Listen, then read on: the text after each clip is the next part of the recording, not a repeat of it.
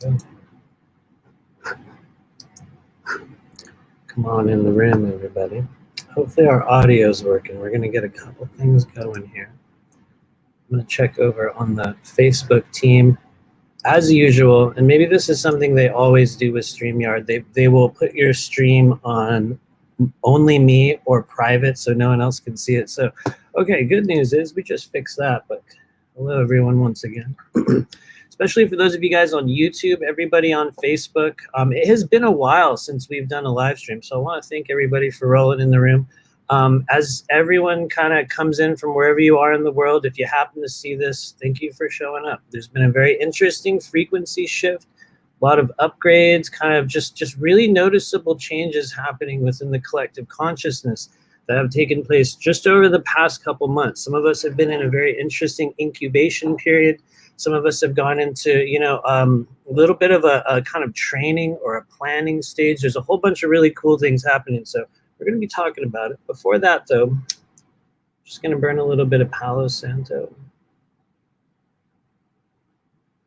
Just get everybody settled in.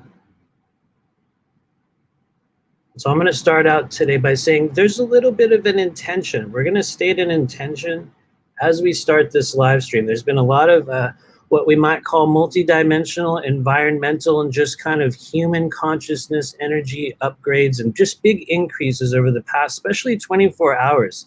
We're in a little bit, for those of you guys that follow the Schumann resonance, I'll be honest with you, I don't subscribe too much to it, but I do notice it's very relevant in terms of just monitoring the overall wavelength of energy, or one of the wavelengths of energy that's kind of operating on the earth plane right now. And so some of you guys have noticed, I think we're in a big Schumann resonance kind of spike today, which is a very, very interesting thing. There might even have been a solar flash. And so anyway, as we get started, let me know what part of the world you're from, guys. I see somebody on Facebook. Hello, Christy Catholic. Good to see you. You might be the only Facebook person. Facebook loves my live streams so much, they will keep them for themselves. I know that's a cheesy statement, right? But it like always gets somehow shadow banned or suppressed. I used to think I wasn't one of those people. And when I just noticed the engagement differences on YouTube versus Facebook, I just noticed there's something that kind of comes in and like squashes your frequency down. But hello, everyone. Hello, Cassandra as well. She says, Facebook didn't give me a notification. I know. That's just kind of how it is. That's the Facebook realm right now. But it's all good. So one of the things we're going to be doing as we're getting started here today, I'm going to be asking the group a question, and that is, how is everyone feeling? Wherever you are in your corner of the world, check in with yourself. How's your energy? How's your emotions? How's your appetite right now? How's the blood flowing in your body? How are you feeling? We've had a big I said it as we came in the door. There was a literal genetic upgrade. Has been this sort of movement that we have been through over the past few months. Some of you guys that watch our live streams have noticed I haven't even been on here in a while. It's been a bit over a month.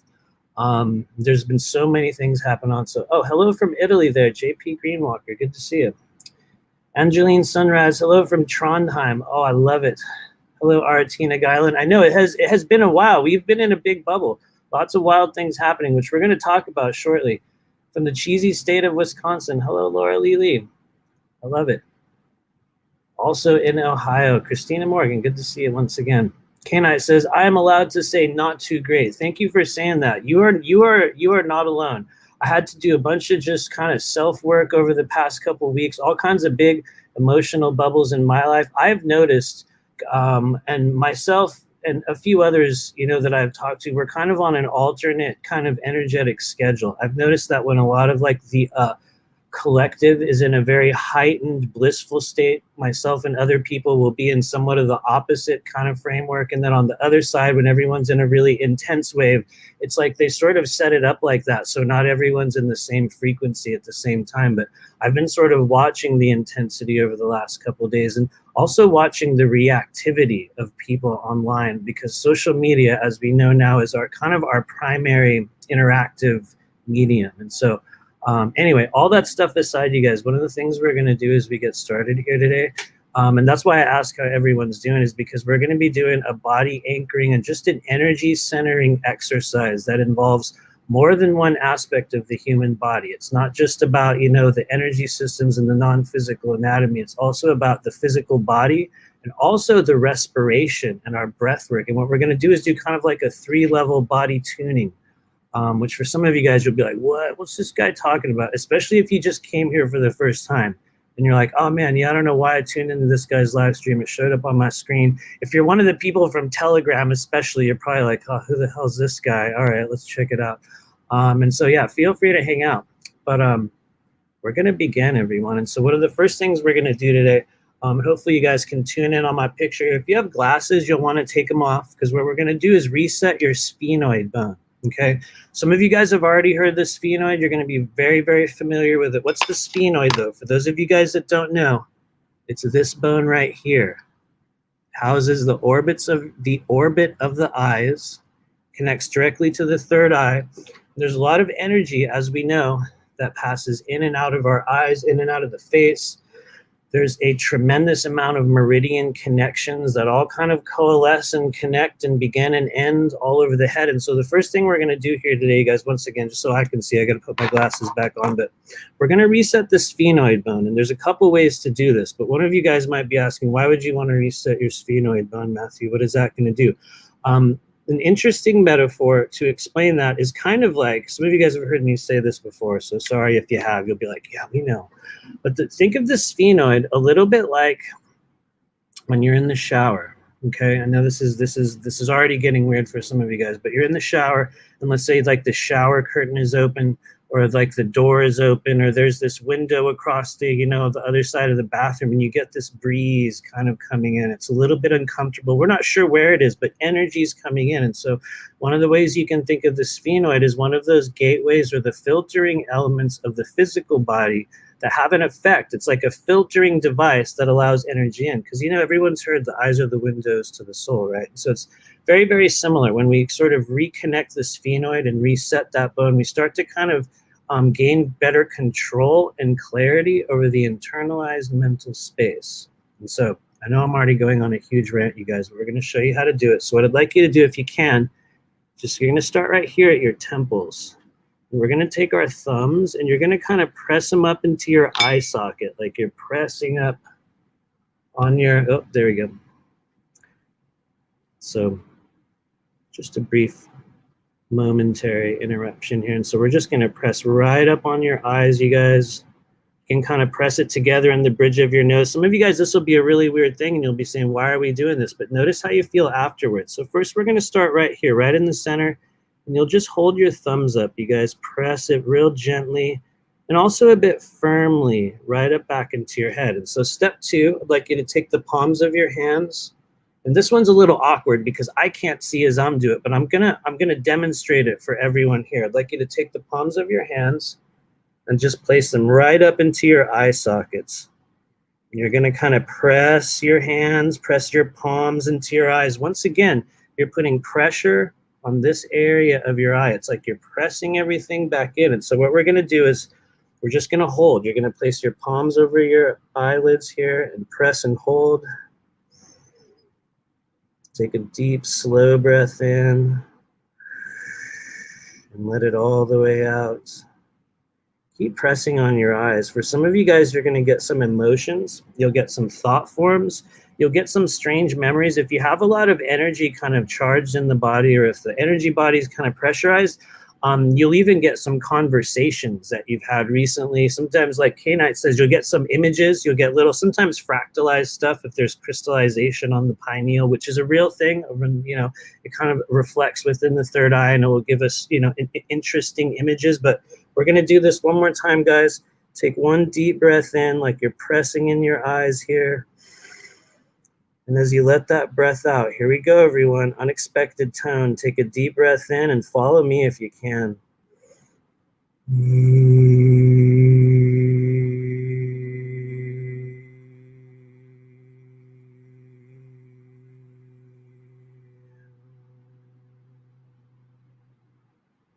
Let your body vibrate. And when you feel ready, grab that energy from your eyes.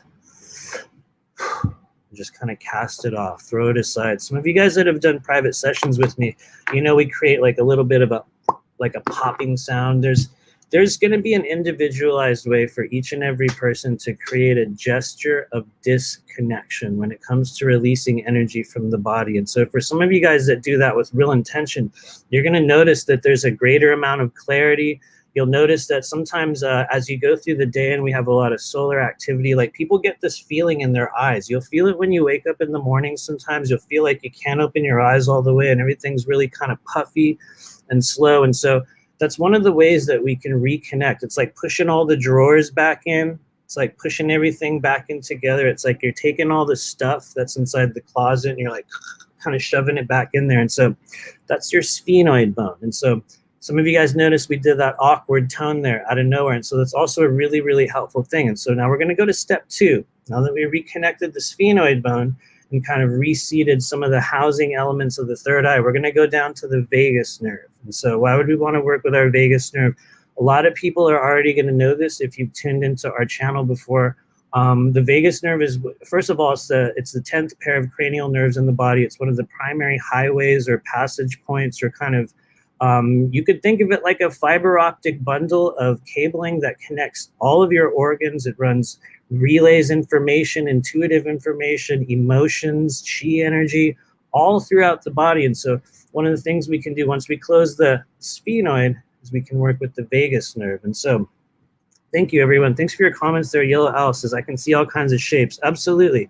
That's a real thing. There's sort of like a sort of light discharge process that happens, especially when we press on the eyes. Some of you guys will be able to clear the energy around your eyes just by creating pressure and really gently pulling that energy away. And so we don't want to do it too hard, as we know. But yeah, guys, we're going to go to step 2 for just this real short energy clearing. I know we ran in the door of this live stream today with the energy clearing, but it's going to help a lot of people, especially those of you guys that come back on the live stream later. You'll be watching the replay and you're like, oh, okay, what are we doing? Today's about anchoring our energy in light of intensity. And so next step we're going to do, everyone, we're going to find the vagus nerve on the body. There's a number of places where you can find the vagus nerve, but there's a couple really easy access points that we have. And so one of the main ones is right behind our ears right here. And everyone, you guys can kind of bring your fingers behind your ears and you'll find the back of your jaw. And you'll find this big bundle of tendons and all this stuff right here, right behind your ears on the side and right there. Everyone can feel it. We have it on the left and the right, just so you know.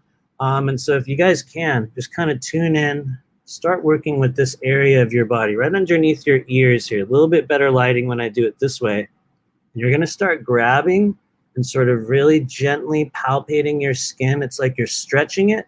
You're not doing it too hard. You're just sort of stretching and pulling the skin. And so what I want everybody to do is just continue. You're kind of going to stretch right here.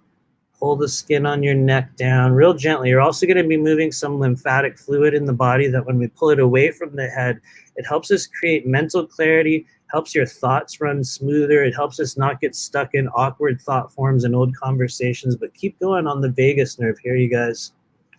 So what we're going to do before we go down to the throat is we're going to take a deep breath in. And once again, some of you guys know this very well, but we're going to emit a tone. We're going to allow the body to vibrate. The reason why we would do this with the vagus nerve is that we want to improve the vagal tone, meaning that we want to improve the sort of vibratory quality of this pathway. One of the easiest ways to do this, believe it or not, is through toning, through singing, through very dedicated deep breathing. But today we're going to do it with a vibration. And so once again, everybody tune in right here, grab this area here, kind of work your fingers around. We're going to take some really deep breaths as a group, as a unit. And so keep yourself connected right there. I know I keep moving my hands around, but all right, guys, here we go. We got 35 people across the world with us here. We're all going to take a deep breath in together in 3, 2, 1. Hold it. Stretch your fingers down your neck. Keep that breath held. And release it. Good job. We're going to do 2 more of those, everybody. On the third one, we're going to create a tone. So let's do 1 more. It's like 1 breath as a unit, as an organism. So once again, tune in right here. sides of your neck. We're grabbing that vagus nerve, and it's a very localized contact, you guys. It's not like we're putting a little needle right into the vagus nerve. We're creating localized contact. So we're also working with a number of other things, like I just said, our lymphatic system, also the energy of the throat, and the thyroid too, if you want to get technical. So here we go. Let's take one breath in as a group. 3, 2, 1. Hold it.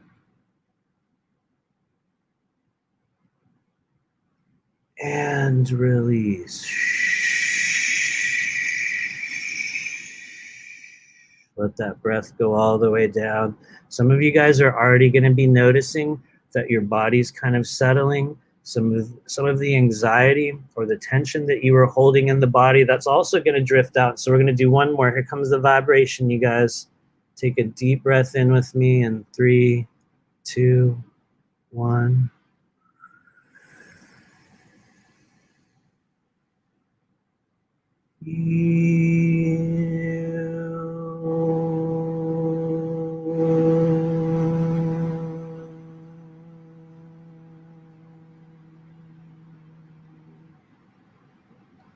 There you go. There you go. And when you're ready, release that energy. Release it. Good job, you guys. You're going to find that in your own way. That was a softer tone there today, a little bit lower level vibration. We're responding to kind of like the collective consciousness. And what I found when I sort of tuned in on that moment was a lot of kind of just group throat energy. Sometimes it's mine. For some of you guys that have done private sessions with me, I say that a lot. I'm like, every now and then it's my energy that we're feeling. It's kind of one of the big kind of initiations and activations that are happening for people on the earth plane right now that are developing their intuition. There's certain areas on your body that are activating very, very deliberately. It sounds kind of cheesy. I'm going to jump in instantly, but it's very much like a second puberty that will take place as we go through what some people call the ascension cycle or the ascension process or the dimensional shift, in which different elements of the energy body start to activate in a different way. And so we're going to do one final move here, you guys, just to really kind of anchor and seat this energy in the body. And thank you, Hopeful Art. I appreciate you. So we're going to do one more of those, you guys. We're going to tap in officially to the throat. Why are we going to do that? First off, there is a whole generation of intuitives, healers, speakers, psychics, individuals, spiritual warriors, whatever you want to call it right now, that are cropping up on the earth plane. People that are rising up, they're activating, they're picking up new modalities, they're being trained into, whole new elements of their consciousness. And one of the areas that we need to have, clear and open in order to facilitate the communication of our truth is the throat. So a lot of people already know this as well, but we're going to take one more moment to just really tune in with the energy of the throat. There's a really, really easy way for people to do this. Even if you don't know how to work with chakras, even if you don't know anything about the energy body, everyone knows about our emotions. We know about our feelings. We know about our desires, and we also know about our frustrations. And so what we're going to do is I'd like you guys to just take your first 2 fingers, just like this. You're going to take 2 fingers.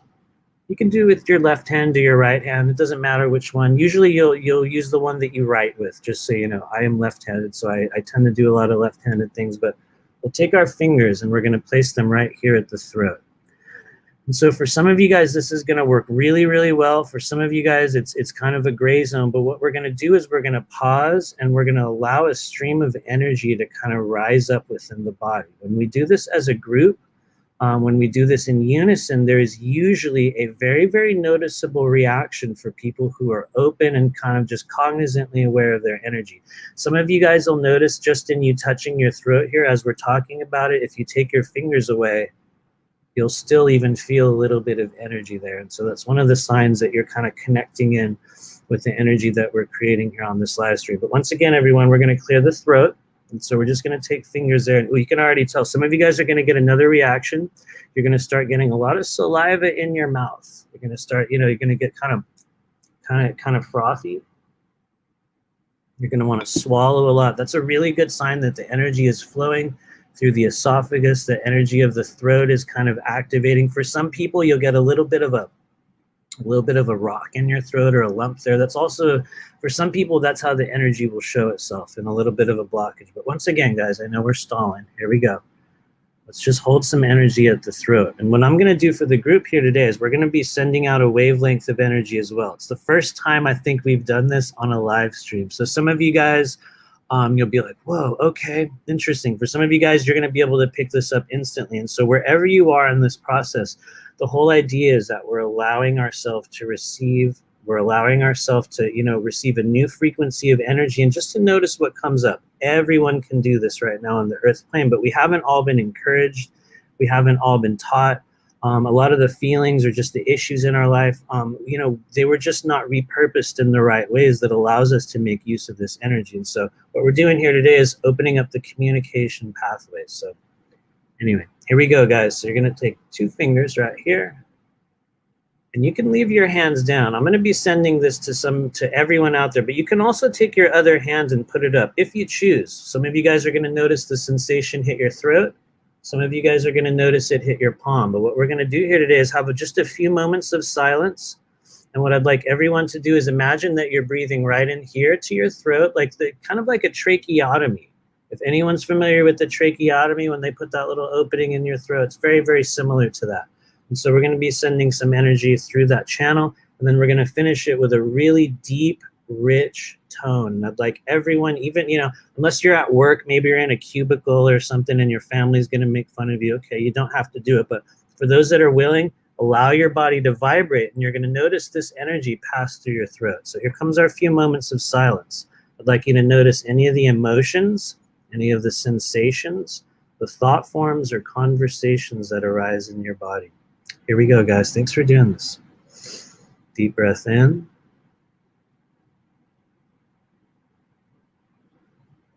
And release.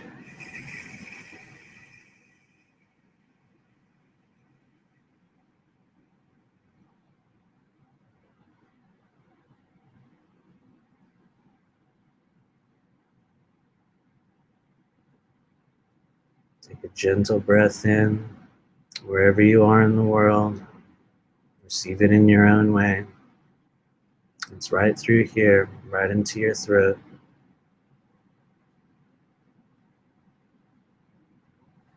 So the next thing we're going to do is send an emotional wavelength through this channel. And we're just going to allow your body to open up a memory that might be stuck, a piece of information, something that's trapped in the communication pathways of your body. And so you guys are doing very well. There's a really tangible connection here today, especially for those of you guys that are doing this for the first time. You're going to get these messages and stuff in your mind. It'll feel like old memories and aspects of yourself. Yes, that's it. So let's take a deep breath in. And release.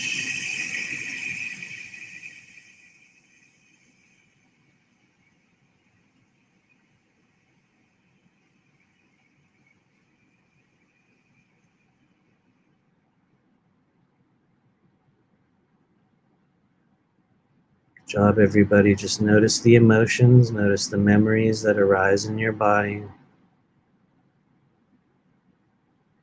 For some of you guys that have been on our live streams before, you'll be like, this is the weirdest one you've ever done. Yeah, it is, definitely. Absolutely. We're on a whole new stage now, you guys. And so we're going to do one more big breath in. And on this third breath, once again, guys, we're going to create that tone. It's like a vibration that your body creates. Some of you guys have done this with me before.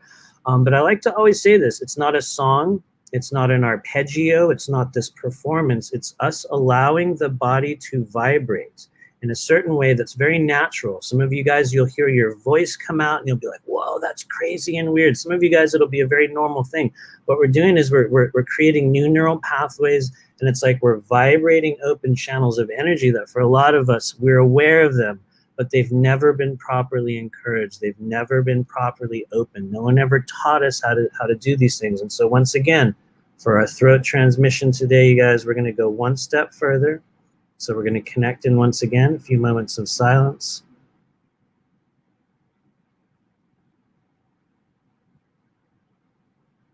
Deep breath in.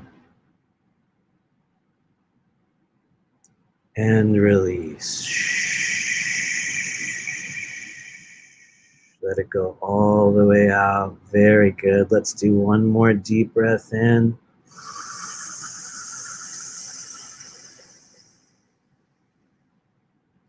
And all the way out.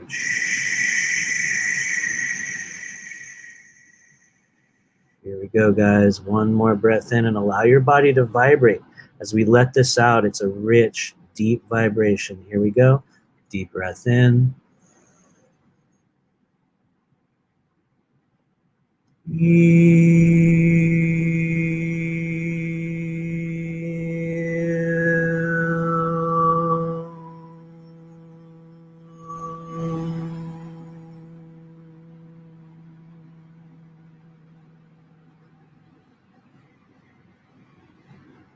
And when you get to the end of that, just simply release it. Make your own way. Some of you guys will do that pop with me. You'll like that way to do it. But it's really important that, for those of you guys that are guided, you will find your own gesture of disconnection. It's very, very important as we continue to kind of individualize a lot of our processes, a lot of our healing rituals, a lot of our own self-care routines. We're going to find that for those of you guys that really dive into it, it's going to create a whole other level of interaction with non-physical energy. And so once again, for those of you guys that are still wondering, how do we do this? How are we supposed to clear the energy from my throat? You just sort of make this sound and then it all goes away? Well, on a certain level, yes, but there's additional things we can do. Some of you guys will actually feel guided to take your hands and just, it's like you're going to start pulling energy away from the body. And some of you guys can imagine that it's kind of like plastic wrap, it's like you're pulling the wrapping off certain things, there'll be this layer of energy. And so, yes, that does work. And so one of the first things that I started doing when I was first learning how to clear energy is I had to come to this stage in which I was willing to begin to use those types of gestures, because a lot of people in this realm, or a lot of people, within, just the community that I was with, they were like, oh, just make this orb of light. There you go. Just make this, column. Just make this column of light. There you go. That's all you have to do. And bam, bam, you're okay. Bam, you're shielded. And for some reason, I was one of those people that it didn't really sink in for me that way. And when I would try a lot of the techniques or just the methods that people would show up with, I had a little bit of a hard time figuring out how to make it work. And what I realized very quickly was that we each had to demonstrate or develop our own internalized frequency, and that a lot of the teachings and a lot of the methods through which we started to open energy or enhance the energy body, those were entirely individual. And on some level, while they will work for many people, they will be meant for the people that they were given to, meaning that if you're within that, that sort of frequency, those techniques might work very well. But as we've gone through these greater levels of collective awakening, what we've noticed is that there are many bloodlines, many aspects of self, there are many new talents, there are people from all walks of life opening up to these non-physical channels. And as a result, there's going to be many, many different ways and many different modalities and just manners by which we're going to need to learn the intricacies of this stuff. And so anyway, I've gone on a totally epic half an hour long energy clearing rant here on the live stream. And so thanks for doing this with me, guys. Thank you, Michelle Hart Zayello on Facebook as well. Thank you. On the first throat breath, I saw a trumpet vine flower opening. I love that. Thank you very much. You're going to find, you guys, as you sort of dive into the internal visual representation of a lot of the chakras, they will feel very much like opening or bloomings, kind of like flowers at times. Yes, there is a vine-like sort of internalized visual element to them as well. It's absolutely, absolutely real. And so, yeah, thanks, you guys. Hello, Diana Ronsley from Minneapolis, Minnesota. Vicki Gibson as well. All right, Tina Guyland says, very strong tingling on my fingers. One of the things we can do, everyone, if we get enough people in the chat, if everyone in the chat wants to do it, we can also do a hand activation, which honestly is one of the funnest ones. It's also one of the ones that not everyone can always receive the hand energy. Some of us have a lot of density within this area of the body that we'll have to release. But for those of you guys that are interested, we can do a hand chakra transmission as well. And I mean that very sincerely. Absolutely. Something that we can open up. Thank you, Alex Liberato. He says, this helps because I was born with a small hole in my throat. Thank you. That's actually very, very real. I've heard of a very similar thing. I don't know what the name is, but I have had other people talk about a similar thing. And though there will be a difficult process of opening or even expression. There's even like an emotional quality to some of that stuff. Very, very real. Thanks for being here.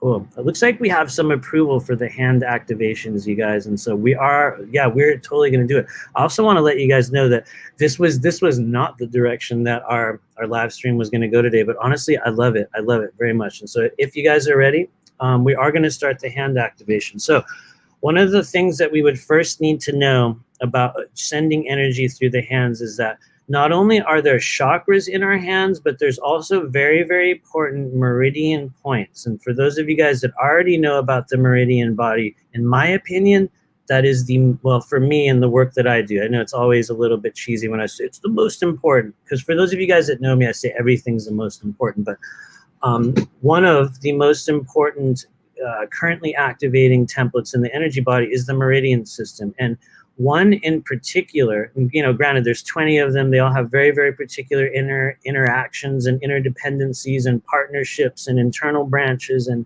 external branch, and it just goes on and on. It's a lifetime of learning. But one of the things we have discovered with great efficacy is that there are certain channels within the meridians that allow energy to be moved from the body. One of the most important ones is called the Lao Gong point. It's pericardium 8, I think. It's pericardium 8. So what is the pericardium, you guys? The pericardium is basically a membrane, or sort of, some people think it's a muscle. I'm not sure exactly what it is, but is the layer that surrounds the heart. And one of its energetic duties is to be the guardian of the heart. What does it guard the heart from? To be honest with you, just really intense energies, really intense emotions, the harshness of the internal and external world. And so anyway, one of the ways to project energy out of the body, or to harness the energy of our human biofield, which is emitted from the heart itself, is to open the pericardium channel. Now, I guess the problem with the pericardium channel is that it's probably, or at least in my opinion, one of the most psychological and emotional channels in the body. It has a lot to do with self-love, it has a lot to do with intimacy, it has a lot to do with self-protection. It has a lot to do with the things that we hide inside us. And it also has a lot to do with how we transmit and send our energy outward in conjunction with many, many other things. But for those that are able to really accurately tune and open up the heart chakra and the pericardium meridian, you will find that there's a much more expanded amount of energy that comes through the hands. People that do Reiki and other forms of healing, such as pranic healing, will also have this quality as well, in that, you know, the hands will vibrate. They'll sort of, the temperature will change. Sometimes your hands will turn very red. But anyway, so we're gonna get started on that. The first place I want you guys to find is, you're gonna hold up your hand and you're gonna make a fist. And when you make a fist, notice where your middle finger touches your palm. Close your fist. Just notice where the middle finger touches your palm. Generally speaking, that's pretty much where Lao Gong pericardium point 8 is. And you guys can check it out on like a meridian chart, pericardium 8. So it's right there, right in the palm of your hand. And then another very, very important, what I would call a venting point, because it's not just about moving energy from here. You also have what some people call, this always gets cheesy, you guys, a fire finger, or what some people call a sort of energetic portal that moves through the middle finger. It's very, very real. For some of you guys, you'll be hearing of it for the first time, and it's probably a very important thing because you're going to be activating an element of your energy through the middle finger. But this pathway right here, moving all the way up to the tip of your middle finger, is the venting point of the pericardium meridian. So you could imagine if you were trying to shoot water through a tube or a pipeline, you would need to have some element of venting for it to flow properly, right? And so in order to do that, we have to open up here, here, and then also a number of points, the 7 other points along the pericardium. And so there's a number of ways that we can do that, but I'm just going to bring your attention to one more place, you guys, right down here on the wrist. So we have 3 points we're going to focus on today. One here, one at the tip of your finger, and the third one right down here at the wrist. And to kind of, in order to open that up, one of the things you can do, everyone, is take one of your hands and kind of let it go limp. You're going to just let your arm go limp and kind of grab your wrist and just shake it a little bit. You're going to kind of pinch right here. Some of you guys will see this. Hold that joint so it's kind of floppy. And just shake your hand, shake your wrist. Some of you guys will get a little bit of snapping or popping or just, you know, some of the carpal tunnel activity in your hands. It's really, really important in order for you to be able to move energy along the pericardium meridian that we have to have openness right here. And so we're just going to kind of shake, wobble your hands around. Alex Liberato says it explains some of the bizarre Mormon handshakes. You probably did. You probably, yeah, totally. I feel you. It probably is. And so let's go to the other hand, you guys. Let's grab your right hand once again, or your left hand, whichever the other hand is. And once again, we're just going to grab that wrist, the hinge right there. You're going to place your fingers. You guys will notice just past your wrist, there's a little divot where your fingers kind of go right in between the tendons. That's where you're going to want to be. So you're going to grab that point. You can do it with your thumb or your fingers. And so on your other hand, let's just kind of shake. It's like you're flopping. You're flopping your hand. Shake it around a little bit. Brooklyn Way, you're right on time. You got nothing to worry about. We're just kind of ranting and generally opening up strange areas of our energy bodies. So you're in the right place. For everyone else that just tuned in as well, what we're about to do is a hand chakra and pericardium meridian opening exercise. We already reconnected the sphenoid, our vagus nerve, and yeah, we did our throat as well, believe it or not. For those of you guys that have been here, yes, we did. So anyway, so we open up both sides. If you haven't done your other hand, you know, just notice where the pericardium point 8 is. Take your palms, close them. Notice where the middle finger touches. That's the portal in which energy comes out. And so you can kind of work with your middle fingers as well. A few of you guys that have done private sessions with me, you've noticed I'll be like, okay, stop. And now just start massaging your middle finger, which is weird, right? If someone said that out of context, you're going to be like, huh? But really, one of the things you can do is just start working with it. It's like you're just going to increase the circulation. You're just going to kind of work with those middle fingers. You can also do your ring finger as well, guys. It connects to the triple warmer, which honestly is a whole other can of worms, which I shouldn't even mention here. But work with those fingers.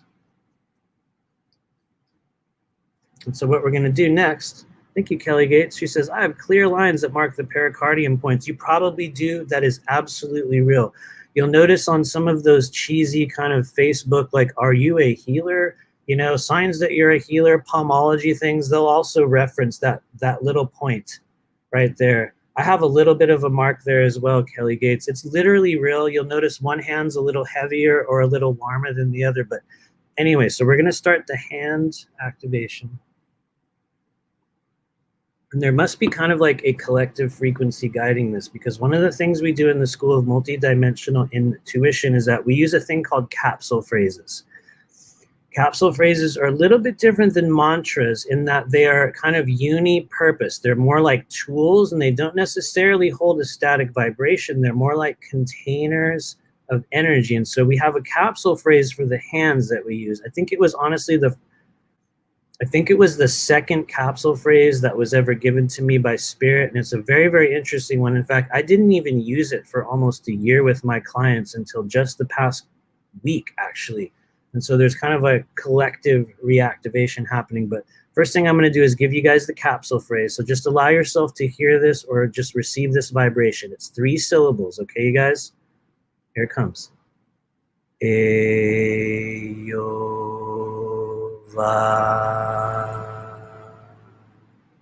Eyova. I'm going to put it in the chat as well. Since we're going all the way, guys. Eyova. So that'll probably only be seen on YouTube. I don't know why Facebook never lets me do chat access here, but it's Eyova. So we're going to start today with the offhand. What's the offhand? It's your receiving hand. It's whichever one you catch with. If I was going to throw you like a tennis ball or something right now, whatever hand you put up, that's the one we're going to do first. And so grab that receiving hand, you guys. For me, it's the right hand. So I'm going to do right hand first. And so place that hand up. Some of you guys are going to feel guided to take your other hand and put it on a place on your body. Please do it.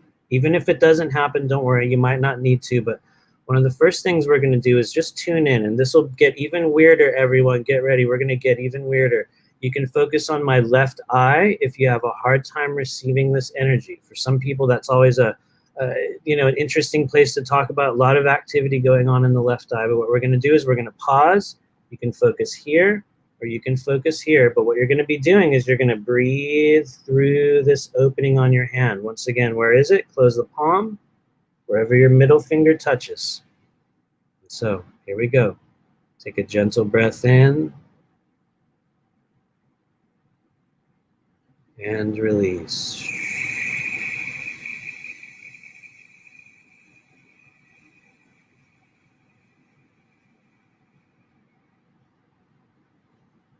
Gentle breath in and release.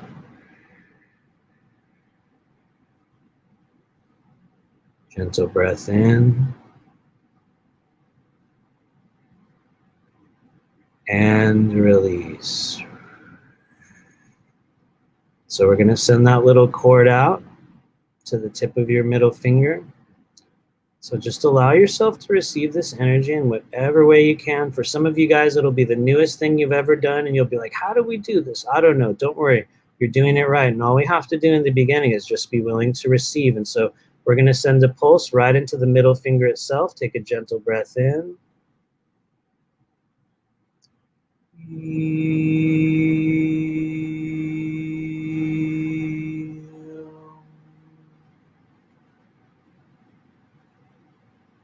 Very good. Slow breath in. Notice the change on your middle finger. We're going to move right down to the palm.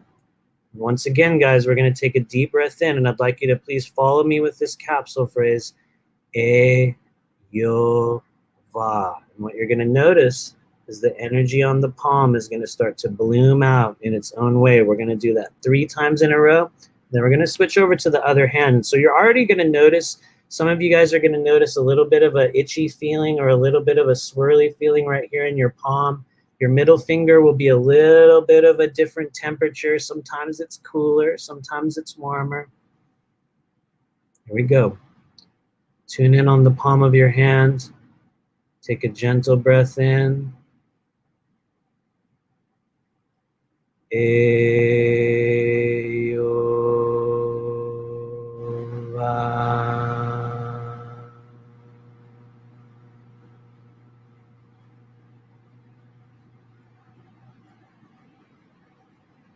Job. Second breath in.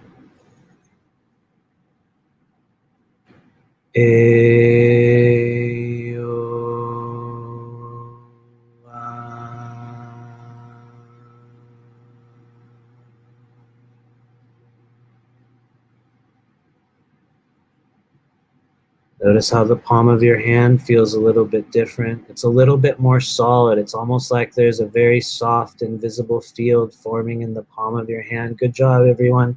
For some of you guys, it's the first time you've ever done this. Trust yourself. Let's take one more breath in. Here we go. Deep breath in.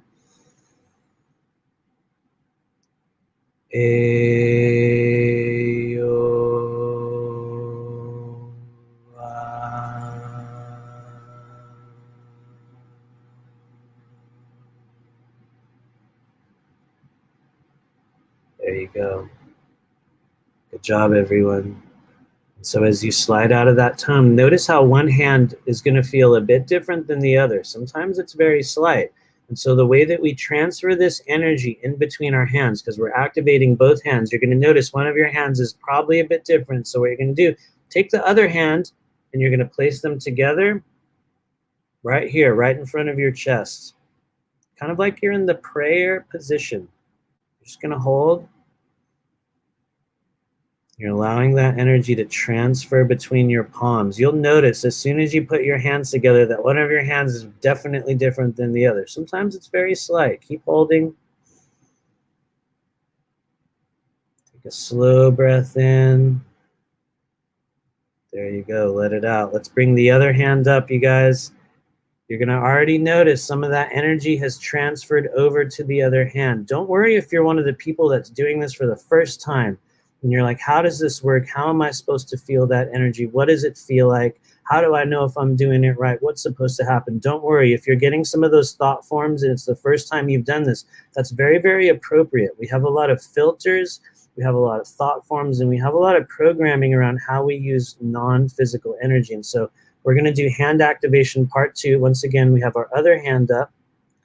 So just once again, guys, notice where we're going. We're using the middle finger, and when you close your palm, wherever that middle finger touches, that's our focal point, also at the tip of your finger. So we're going to hold that hand up just like we did before. For those of you guys that also have a hard time, you can focus on my left eye. That is also an aspect that will allow people to just connect in with energy on a different level. We can talk about that a bit later as well as we finish this part of this. If you guys have questions about eye portals or just the etheric technology that's opening up in the physical body, the eyes have a really, really important role right now with transfer, with receiving energy, even with recording, which sounds like a very awkward thing, but it's literally real. And so before we do that, let's focus in on the hand once again. We're going to take some gentle, slow breaths. Here we go. Deep breath in. Focus on the tip of your middle finger. I'm going to send a little cord of energy. Once again, it's a little tone. We're just opening up the pathway. You'll feel it in your own way. One more breath in.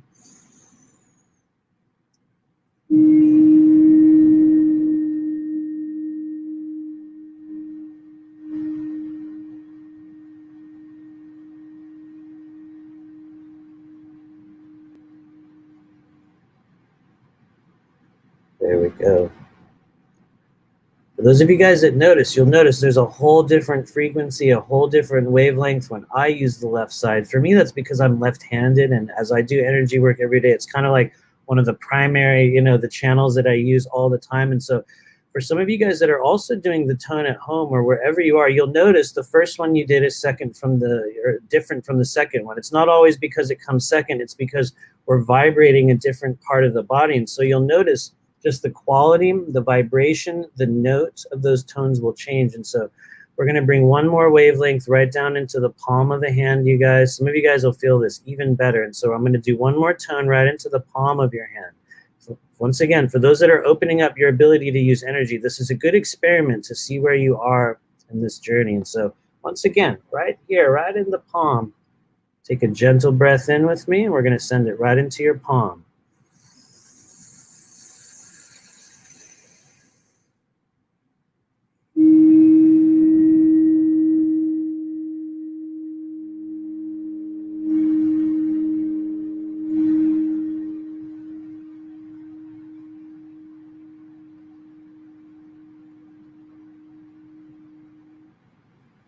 Very good. Good job, guys. Some of you guys that are lucky, you're going to get a little bit of a fluttery feeling in the palm of your hands. Let me know if anyone gets that. It's almost like a little bubble or just a little bit of a fluttering kind of waviness will open up. Good job. I'm absolutely positive some of you guys are going to get it. So we're going to seal this energy with our capsule phrase, you guys. Some of you guys will be tired holding your hand up. That's okay if you are. You can also receive it down here, but I like to leave it up as a focal point when we do this type of work. And so once again, good job, Kelly Gates. You got it. It's literally real. You're doing it. You're feeling non-physical energy. And it works way better when we do it with a group because there's this collective consciousness frequency that vibrates alongside everyone else. And even for a lot of us that aren't there exactly, the frequency wavelength that we connect to when we join in with everyone else, it helps everybody kind of raise up. It's kind of like that 100th monkey frequency that people talk about. And so before we go lose that frequency, guys, we're going to do the hand activation capsule phrase. Good job, everybody that's feeling it. Hell yeah. Way to go, guys. Okay. Tune in once again on your hand. We're going to allow a brief moment of silence to let everybody anchor in on the sensations in your palm.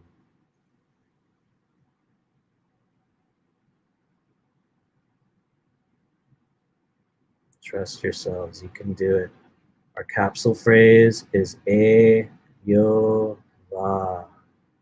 Take a deep breath in.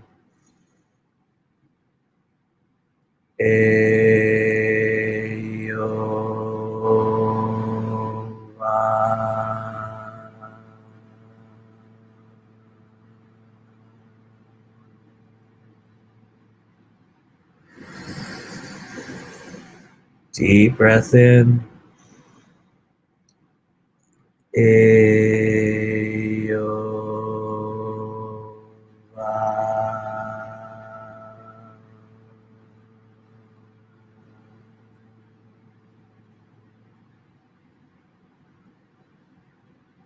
Deep breath in. Last one. Allow your body to vibrate.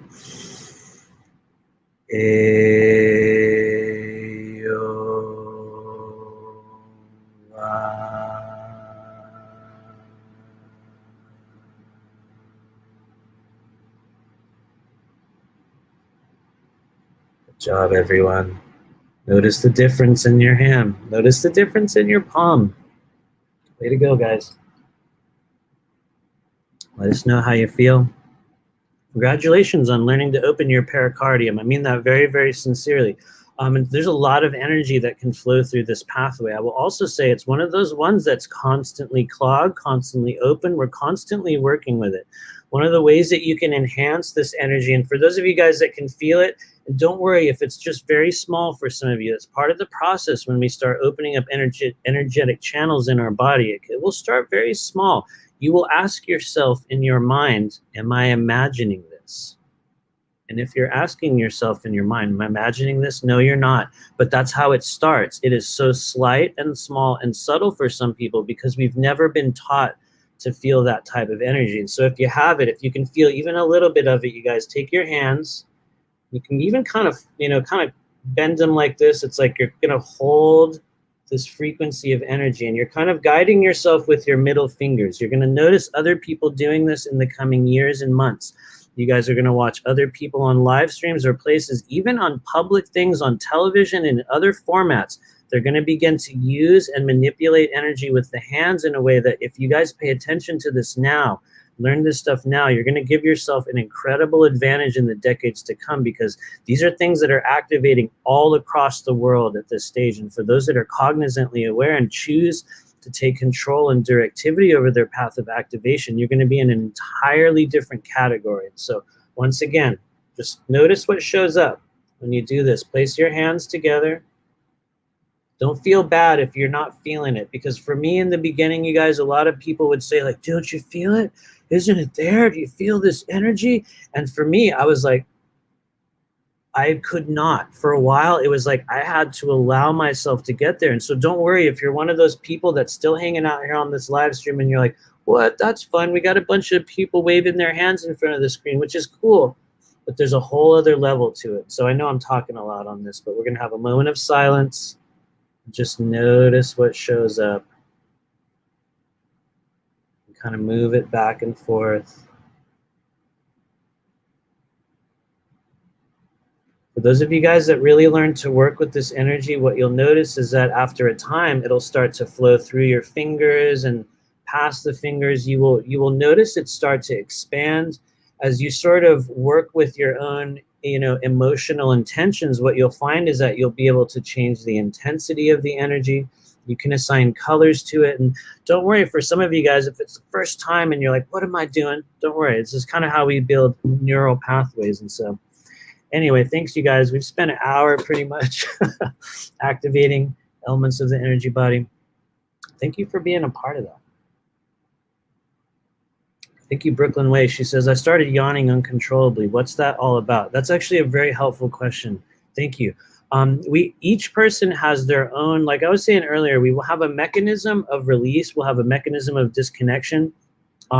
When we are releasing stagnated or blocked energy from the body, some people will have yawns. Some people will swallow. Some people will cough. Some people will get burps. I used to get big burps out of nowhere. I would just, like, stuff would just sort of come up. They would sort of bubble up. I would say the most common method of release of stagnated energy will be emotions, usually tears.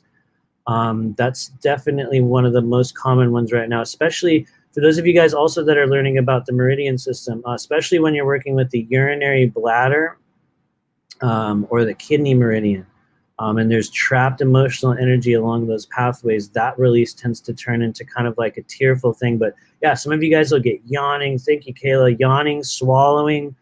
You'll get this like burps, or some people will need to go, and you'll want to like twist your body in this weird way. And everyone has their own method of releasing it. And I would say just start noticing when you will do, you know, meditations, or when you'll do energy work on yourself. Notice what you do afterward. Some people will want to eat, some people yawn, some people run around. Each of us has our own kind of different reaction, but yeah, that's absolutely it. So you're probably releasing some stagnated energy, Brooklyn. Way to go. Deborah Sutherland says, spongy or rubbery feeling. Yeah, absolutely. Absolutely. You might feel that in between your hands. Absolutely. It's like it'll kind of bounce back on you. So that is a real thing. Thank you, Kayla. Especially everyone that's yawning, letting all that stuff out. That is a legitimate release of stagnated energy in the body. Within some of the people, or just some of the schools of remote viewing training, or what some people call remote influencing training, the yawn is actually used as an important mechanism. We could even say, here we go, guys, we're going to get really weird. We could even say the yawn itself is an entry point into the human body. And in the act of yawning, as we are releasing something, as you know, you're also taking a deep breath in as a result. And so one of the things that happens with the yawn is that we'll sort of take in energy and we'll release energy very automatically. And just kind of like if you've ever experimented with yawning in a room with other people, and, you know, I promise you, watch, some people are going to yawn.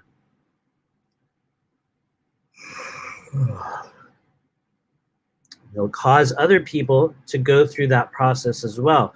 And so what happens is during the yawning process, the energy body is completely open. And I will also say this was not something that I observed in my own. It was something that I was taught. And if you're wondering, you know, where did this information come from? Because I'm not really one of those people that, you know, will say this is my understanding, although I have observed it.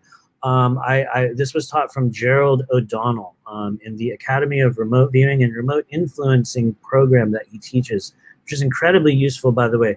But within that program, he also teaches a method of remote influencing. And so one of the sort of access points to remote influencing or kind of altering human energy is through the yawn. And so one of the things you can also do, which some of you guys will be really, really awkward and hard to imagine, is yawn on the inside.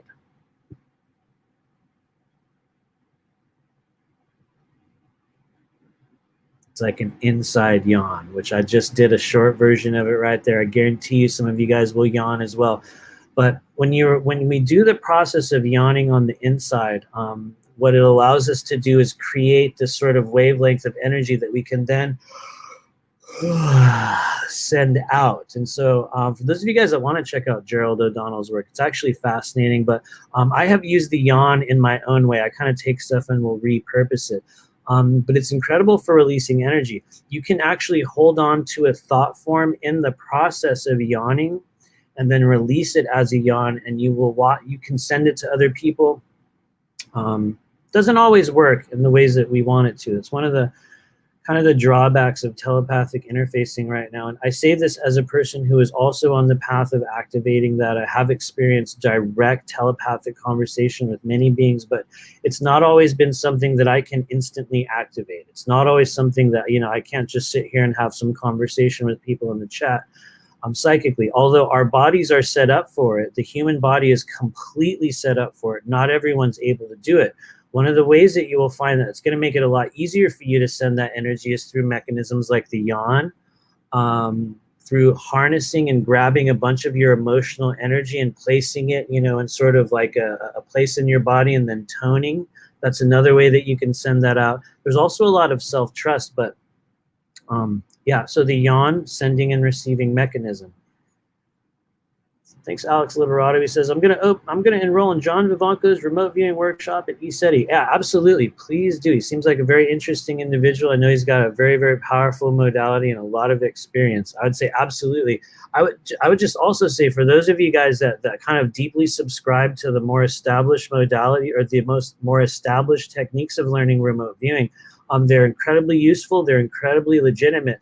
But I will also say this, as a person that does this literally every day, for better or worse, I'm very particular about that. Just because you do something every day does not mean that you're doing it well. I say that very, very carefully. It does not mean you're even doing it right.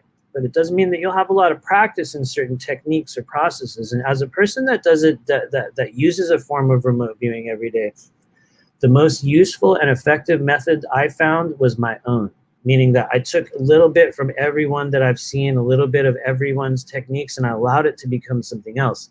And so I would say take what you can. John Vivanco is incredible. I have a deep, deep respect for what he brings to the community.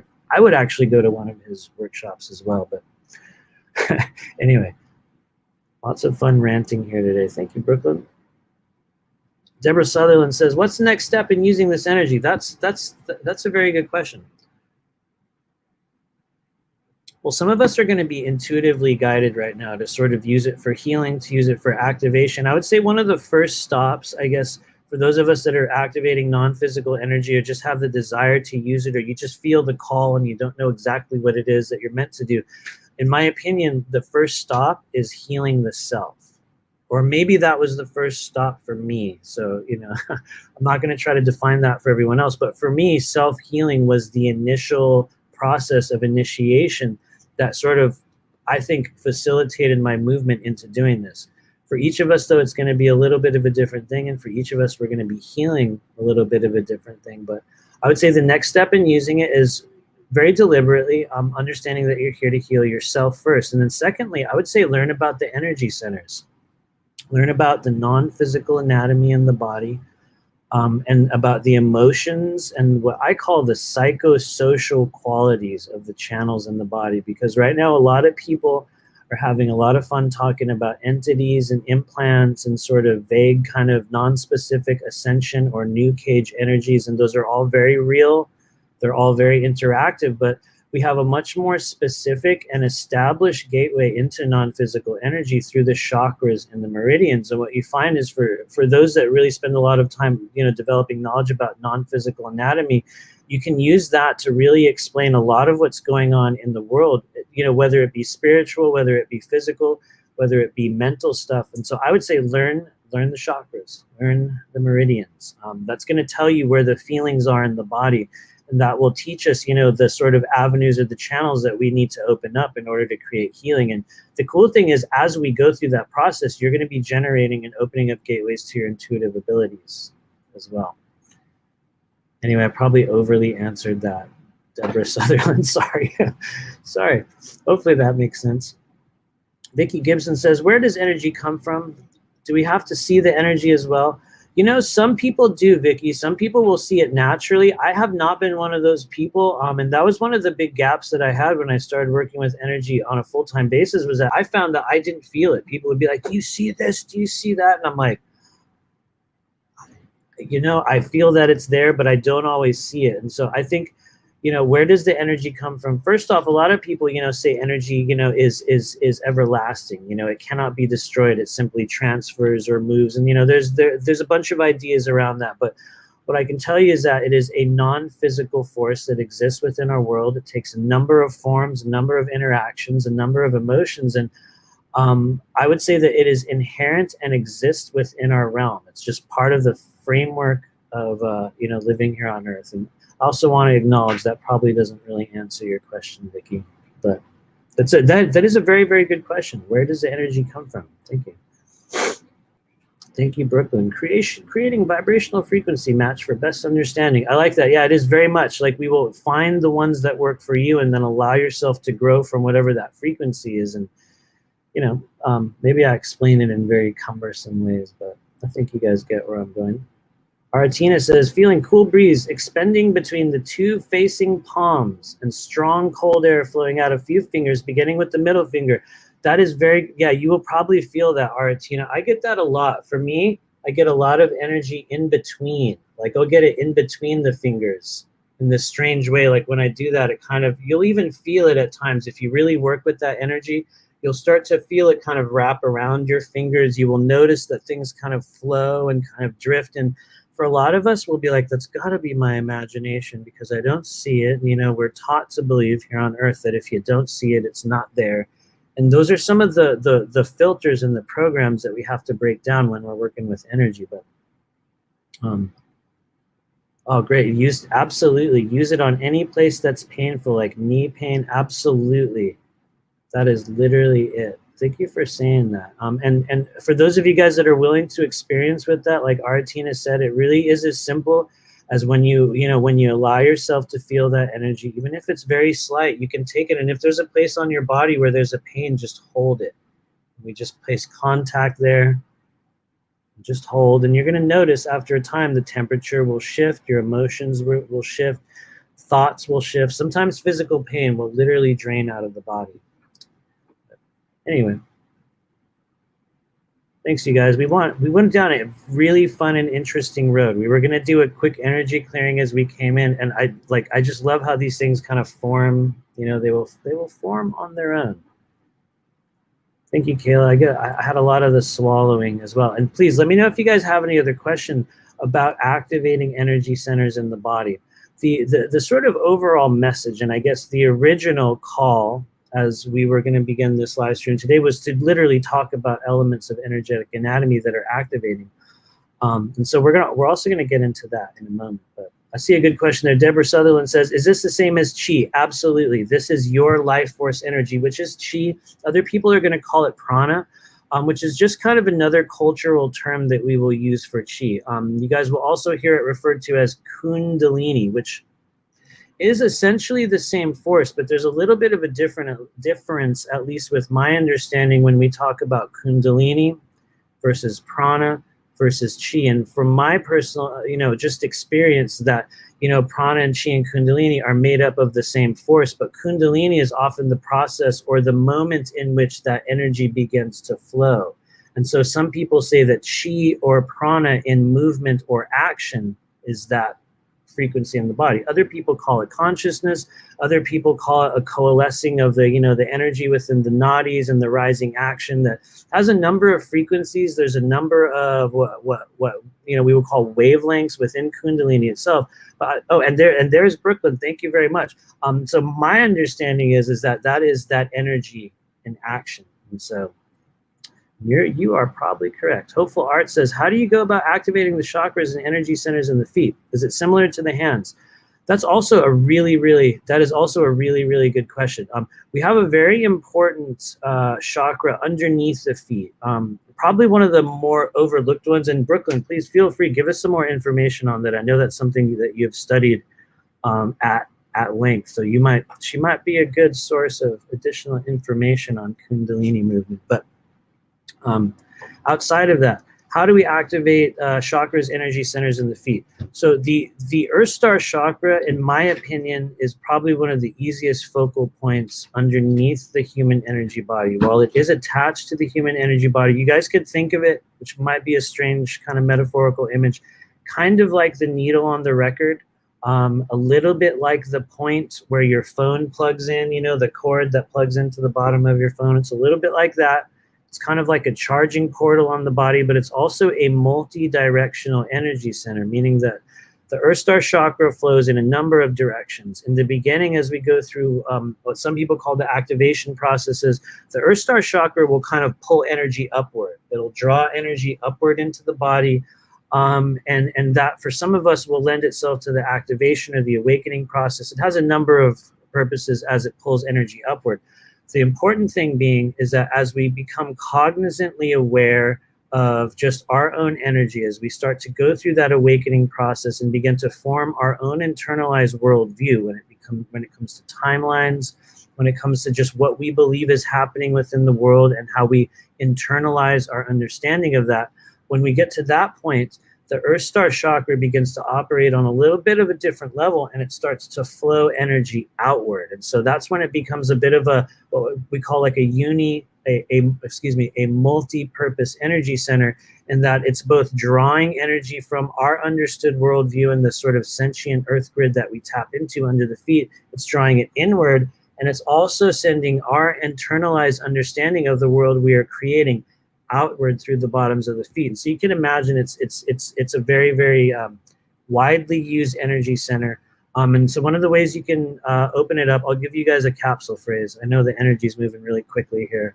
Going very fast in this rant here today, but to open up the Earth Star chakra and also the energy centers in the bottom of the feet, you can use this capsule phrase. And so here we go. I'm gonna give you guys the vibration of it. Ma ru va. Ma ru va. I'm going to put it in the chat as well. For those of you guys on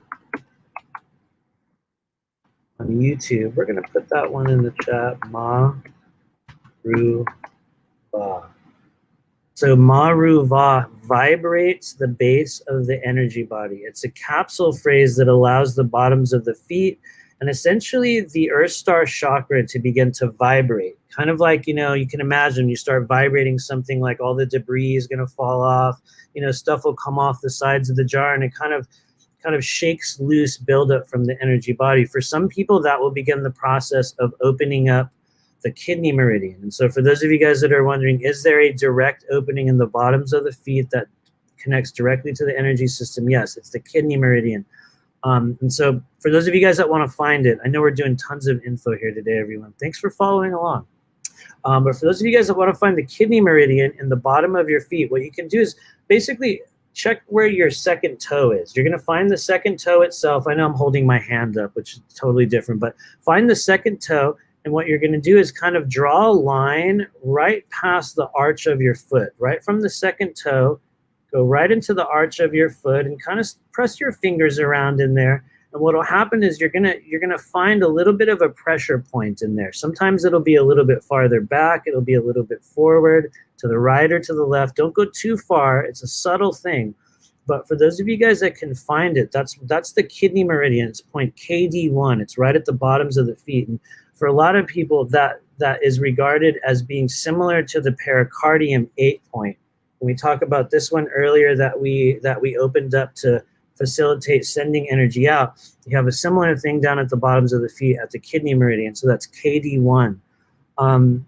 What I have noticed about the kidney meridian activation, though, for those that are trying to open up the bottoms of the feet, is it's not much of what I would call a drainage opening that goes down. What I've noticed is that it's much easier to vent tense energy from the kidneys and possibly even activate the feet by working with the collarbone, which for some people you're going to be like, what, really? But yeah, the sort of what I would call the venting point of the kidney meridian, which I think it's like kidney maybe 23 or 26, something like that. Don't quote me on the numbers. I don't really use them that much, but right up here, right at the top of your, it's so awkward when I look on the camera and I'm trying to point on myself, but right at the top of your collarbone, you guys, right at those little notches and kind of a little bit to the side of them, those will be venting points for the kidney meridian. And so one of the ways, believe it or not, you can help open up the portals in your feet, not only with the Earth Star chakra, but you'll take a deep breath in. And yeah, it's pretty much identical to EFT tapping for those of you guys that do EFT tapping, but you're focusing right here at the top of the collarbone, and you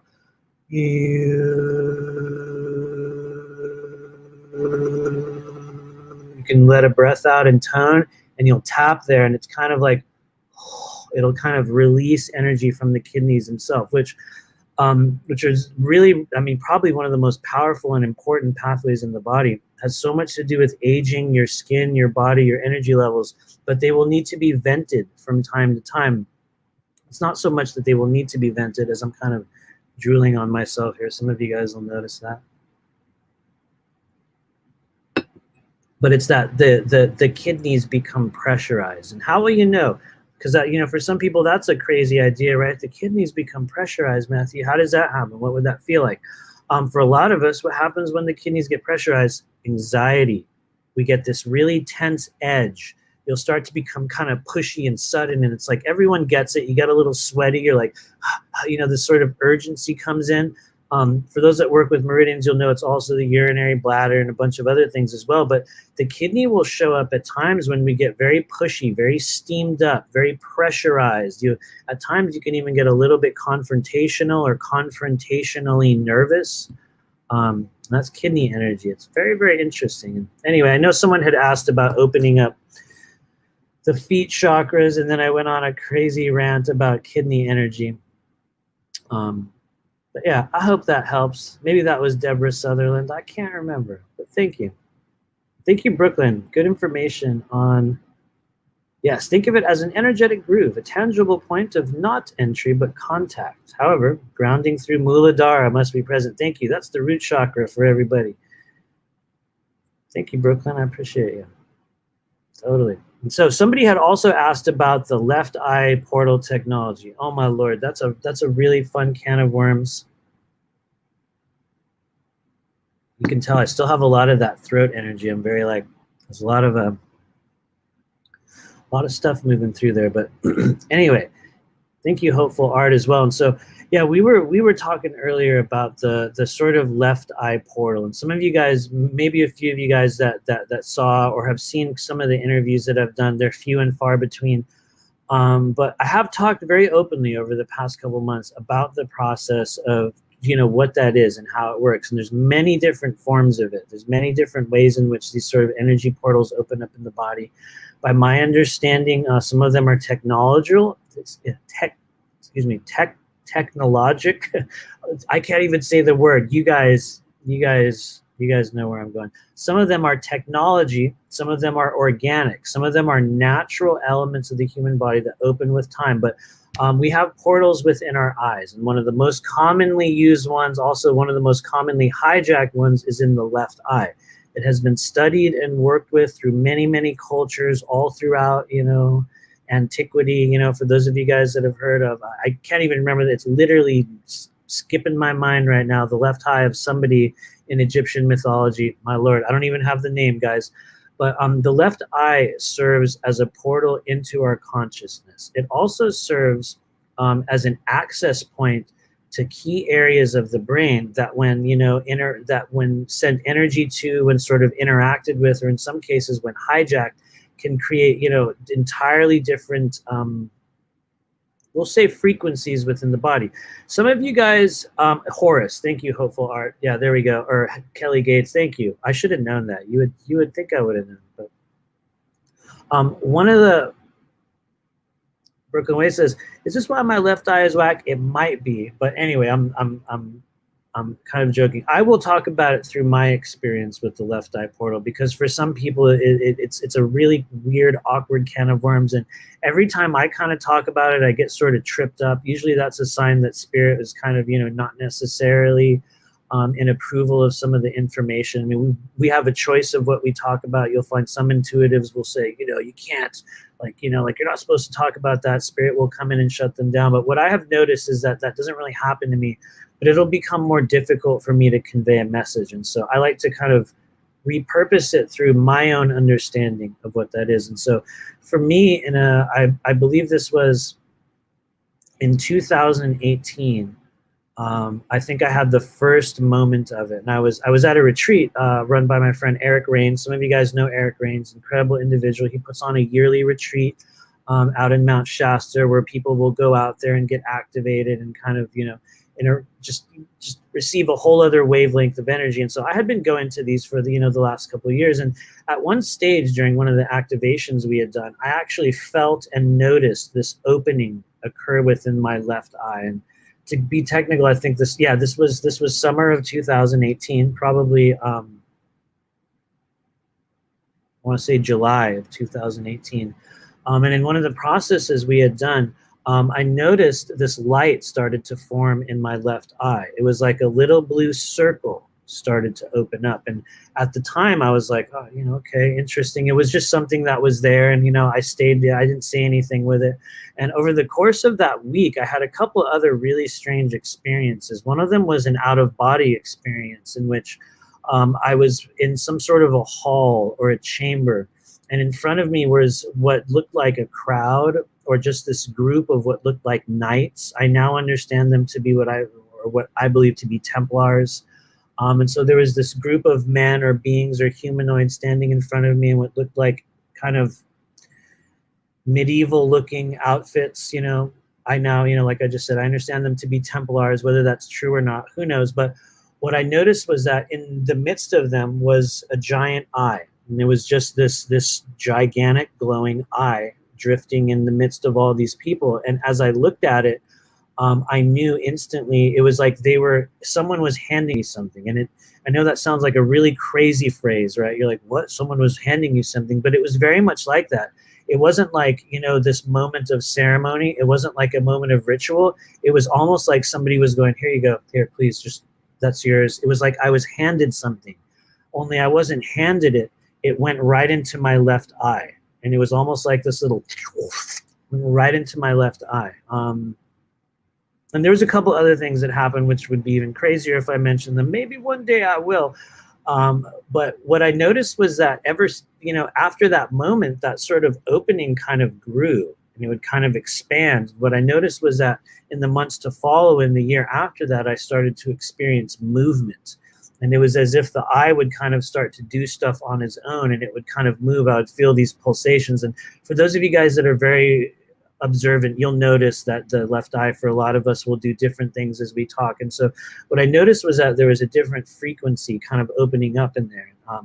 I had heard other people talk about it. There's a channeler named Rebecca Barfoot who had talked at length about some left eye interactivity, and I ended up speaking and kind of working with her briefly on it. But what I realized was that it became somewhat of a portal. And as a person that does intuitive work every day, I started to interact with the energy of the left eye. And what I found was that when I would place my consciousness in the left eye, when I was doing readings or healings, it was like an opening would occur and I was able to interact with those person's energy. In some cases, we were able to have deliberate conversations. I know we're going down a really crazy, windy, deep end of the pool right here, you guys, but there were times in which when I was working with the left eye energy, when I was at a physical shop in Los Angeles and I would work with people, you know, one-on-one physically in the same room, I realized that when I would focus on their left eye, even when it was closed in the context of the energy session, I would send them messages. And I found that in some cases, people would move. I would tell people to wake up. And when I focused it through this channel, it would happen. And so like at the beginning, it was something that I would never talk about. I would never mention it. There's a lot of like weirdness, you know, within the spiritual community about droning and, you know, cloning and, you know, activity that happens within the left eye. And for me, it was an entirely organic process. And so fast forward, you know, about a year or so later, and what I began to hear about through my own meditations, and also I'll just say her name once again, through Rebecca Barfoot, she had talked about this thing called the school of the left eye. And it kind of unlocked a memory for me in which there's actually very much this kind of a little bit like an out-of-body experience, but it was really kind of an unlocking of a memory in which it appeared as though we were in a group. And when I say we, it's just people. I don't know if it's anyone that I know. It usually is. If you're hearing this, usually it's one or two of you. You were there as well. But what I was shown was that in past lifetimes or in other incarnations, we were a part of some sort of a group that placed great importance, and really it was almost like they worshipped the left eye. And what I noticed in some of these processes was that there was an inscription inside a pyramid. And I would keep visiting that in my meditations. And what I noticed was that the inscription was the eye. It was the eye drawn, and there was like a cone that had been drawn all the way to the back of the eye. And it was just an image that kept showing up over and over and over again, to the extent that, you know, I was unable to talk about it. I sort of hinted at it with people. I would make vague references to it, but there was so much kind of disinfo about like cloning and other kinds of weird tech that it just really didn't feel safe to talk about it. Fast forward, you know, a few months after that, or I guess a year later, and in 2020, I started noticing a lot of other people mentioning, and I started watching kind of, in particular, people that had been, you know, seen as secret space program, you know, experiencers, which I am not formally. I am not one of those people, but I started noticing this element of interaction that was taking place in people's left eye. And as I would connect with it myself, I started getting different information. I started getting signals about the people. I started getting conversations. I started getting images. And so what it taught me was that it's a legitimate channel of multidimensional interactivity. As we know, the eyes are the window to the soul. I imagine there's a similar function to the right eye, but it's just not something that I have been tuned into.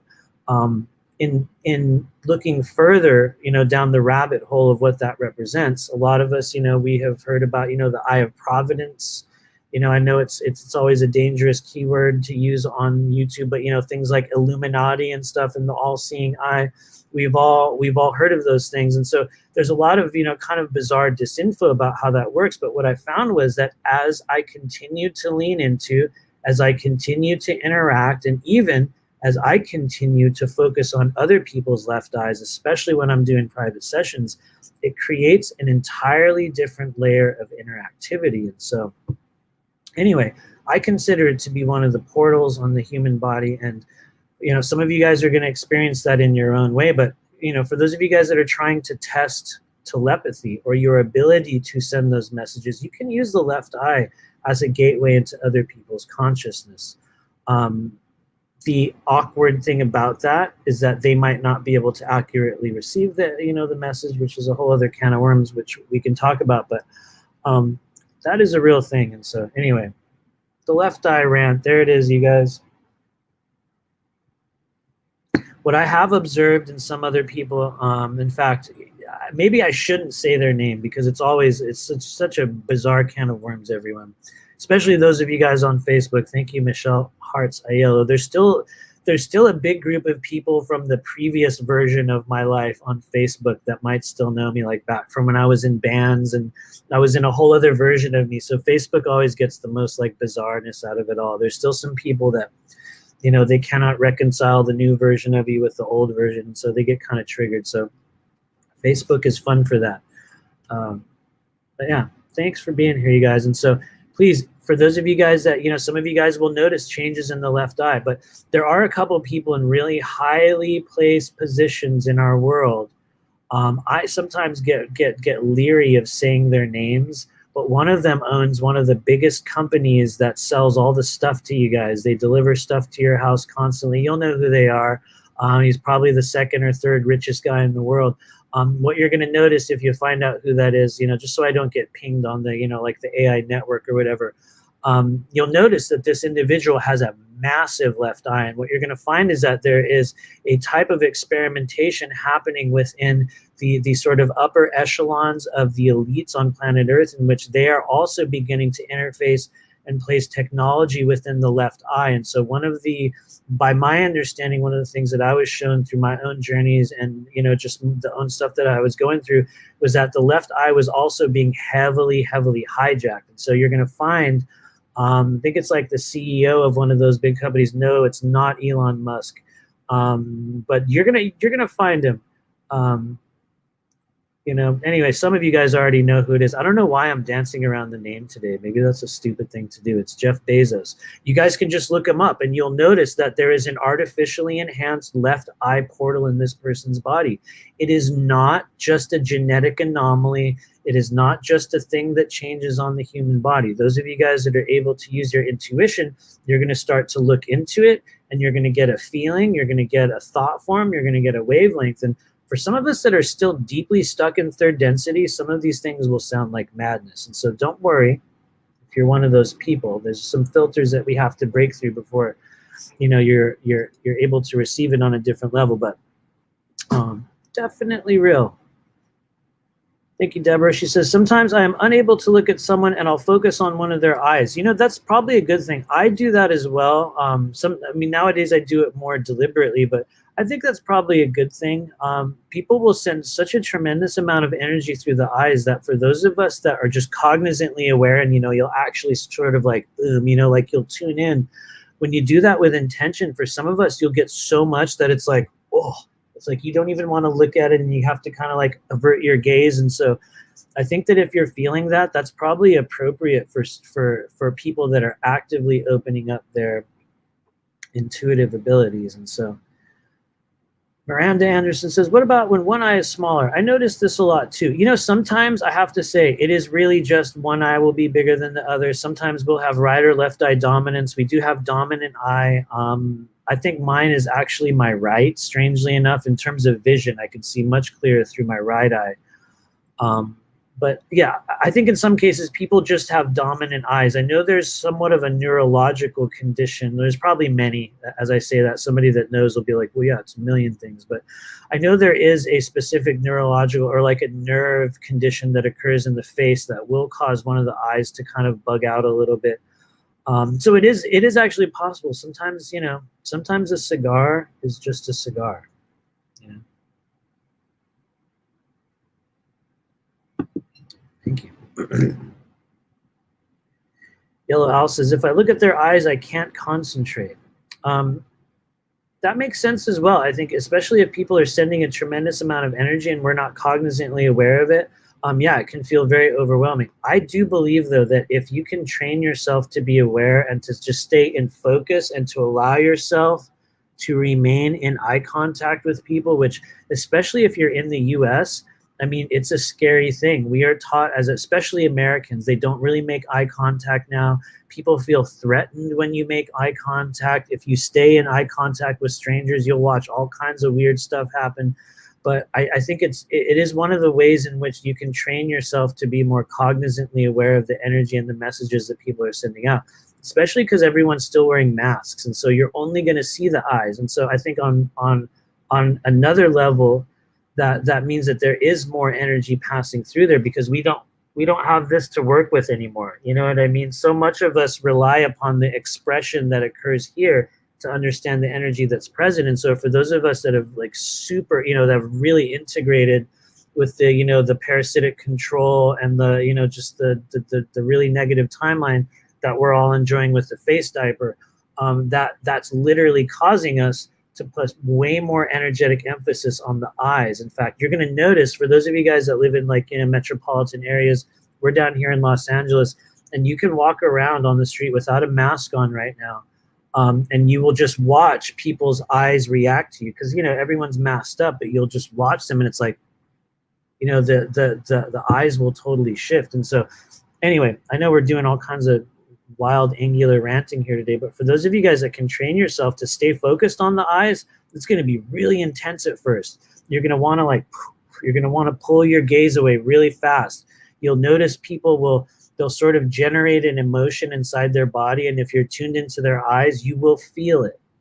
And I think that's one of the reasons why a lot of us have a hard time making eye contact with strangers right now, because especially people that are still kind of, you know, within that, you know, sleeping frequency is, and watch Yellow Owl, I also get fear on that as well, but test it a couple times when you're walking down the street and stay in contact with people's eyes, especially if they're masked up. Just watch what they do. You'll probably only do it a few times because some people will get weird and they'll be like, what, you know, they'll get all kind of awkward about it, but you're going to notice that there's a whole different feeling that you get. I think a lot of times when we will consciously connect with people's energy, you're going to get this first wavelength of something. In fact, that's also a good thing for you guys to note that are really opening up empathic abilities. And you will probably even notice just by going on, say, to a live stream like this, even if you do not know what the content is, you know, maybe you'll see the title and you'll click on it, but just walking in the door and just seeing that person's face now, a lot of you guys are going to get a feeling. You're going to get an instant interaction, an instant burst. Some of it will be yours, some of it will be theirs. But one of the things that we can do to train ourselves to more accurately use the empathic abilities that we have is by noticing that charge of energy that shows up. As soon as you contact someone's energy, you're going to get a feeling, motion, memory. Sometimes you'll be feeling their feeling and you'll think it's yours, which is a fun one. But yes, Eternal Dreamer. People get weird, really weird. Anyway, thank you. Thank you for that, you guys. Angeline Sunrise says, what's your opinion on people getting the thing in the arm? I know. Thank you so much for asking that. It's such a delicate thing to talk about on Facebook right now. Thank you for not using, you know, the prohibited evil keyword, you know, the word that shall not be named. Seriously, thank you for not using that. But yes, we know exactly what you're talking about. And that was one of the things we were going to talk about today. So some of you guys will watch how we awkwardly switch gears into that. Yeah, a lot of people are talking about that right now. I have many family members that have received it. I myself have not. I never will. I'm just one of those people. I'm just not within that wavelength. For some reason, I have been completely removed from a lot of the madness and the insanity that's been going on in the past year. So, maybe it's a good thing, maybe it's a bad thing, but I've been in a position that I've just been able to observe the madness and watch it all play through. And I think that what will happen for some of us is within the next 5 to 10 years, they're going to receive a certain round of symptoms. One of those, I think probably one of the most common ones will be infertility. That's going to be one of the ones that's going to just happen on a wide swath across people all over the world. There's going to be an infertility frequency that will rise up. There's going to be a new thing that we're going to know. Well, it's not really new. It's already established, but it's just a word that hasn't been used that much. I was doing a live stream and people accused me of making it up, which I did not make this word up, but it is nano-neural toxicity.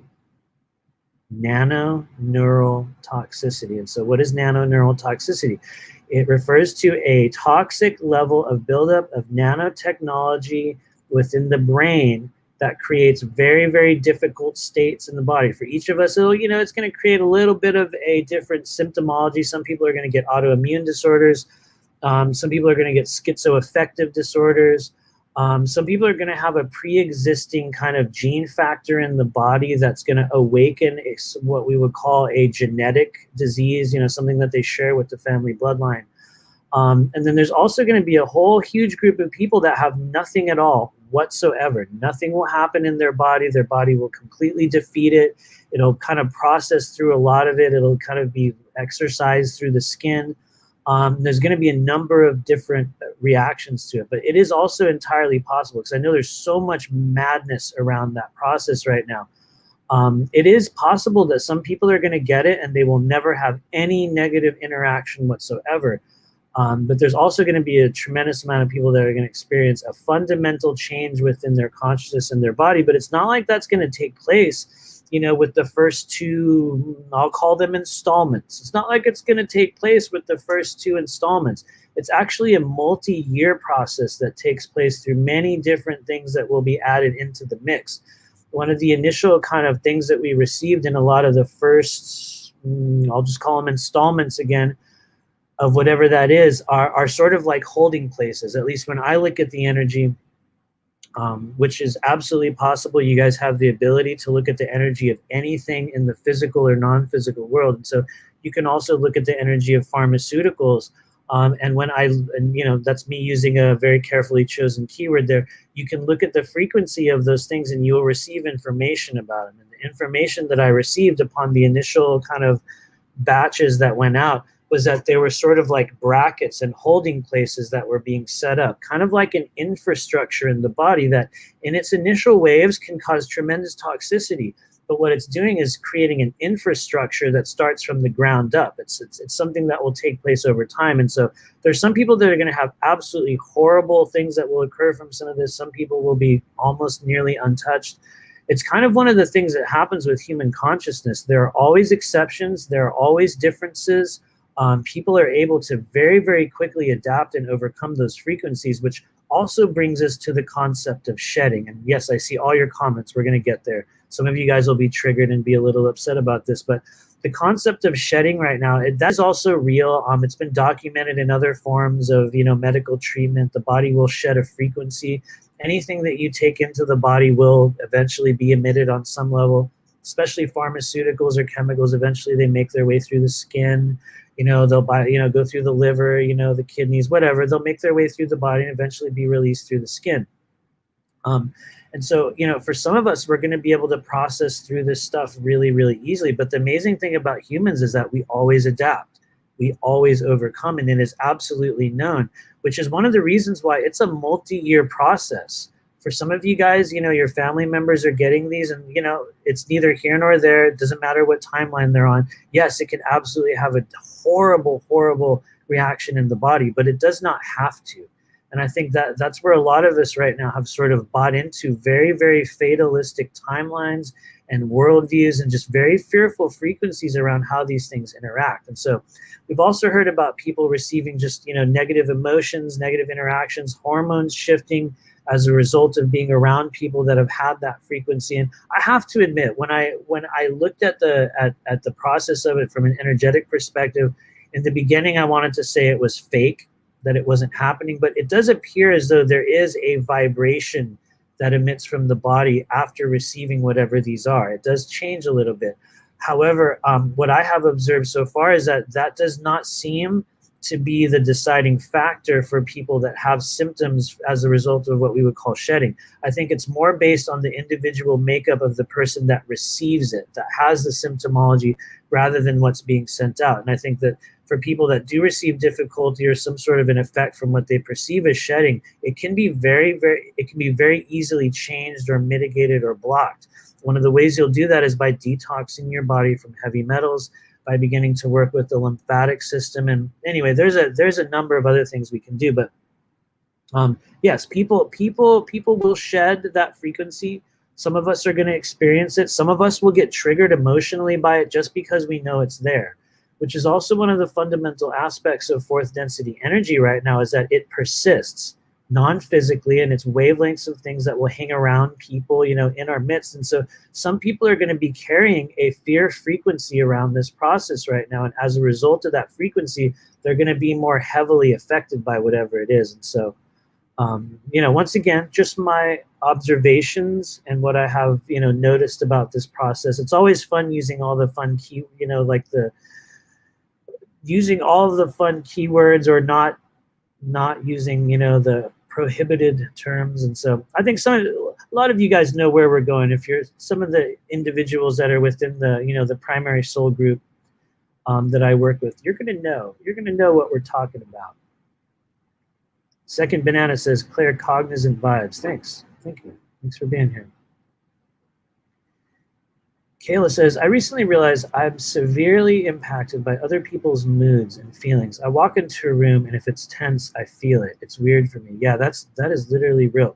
There's an energy center on your body that responds directly to the emotional input or the energy in the room. When you walk in the room and you feel that energy, for many of us, not all, I always get a really good correction on that whenever I do that, but for many of us, that's an interaction of the thymic chakra. Some people call it the high heart chakra. For those of you guys that that are aware of it, you'll even feel a little bit of a pulsation there every now and then if there's energy there when someone mentions it. But oftentimes when you will walk into a room and you get a feeling, it's usually the place that interacts. There's going to be other places on the energy body that interacts, but for a lot of us right now, the thymic chakra is incredibly vibratory. I think I said this earlier on in the live stream. We go through a lot of stream of consciousness stuff here, but the thymic chakra is what a lot of people call the empathic microphone or the empathic magnet. And it was one of the first really noticeable observations that I had made of the human energy system, because what you will find is with certain chakras, they are naturally placed outside the body. The Earth Star chakra is one of them. The Soul Star chakra is one of them. Technically, the causal chakras that eventually emit from the sides of the head, those are also kind of external. But one of the primary ones that first starts to kind of rise out of the body is the thymic chakra. It's right there, right at the top of your chest. Technically, it's right in between your lungs. So that's just kind of the place where we will pick up a lot of stuff. For people that get extreme thymic chakra buildup, they can also develop autoimmune symptoms in the body. It's a trippy thing.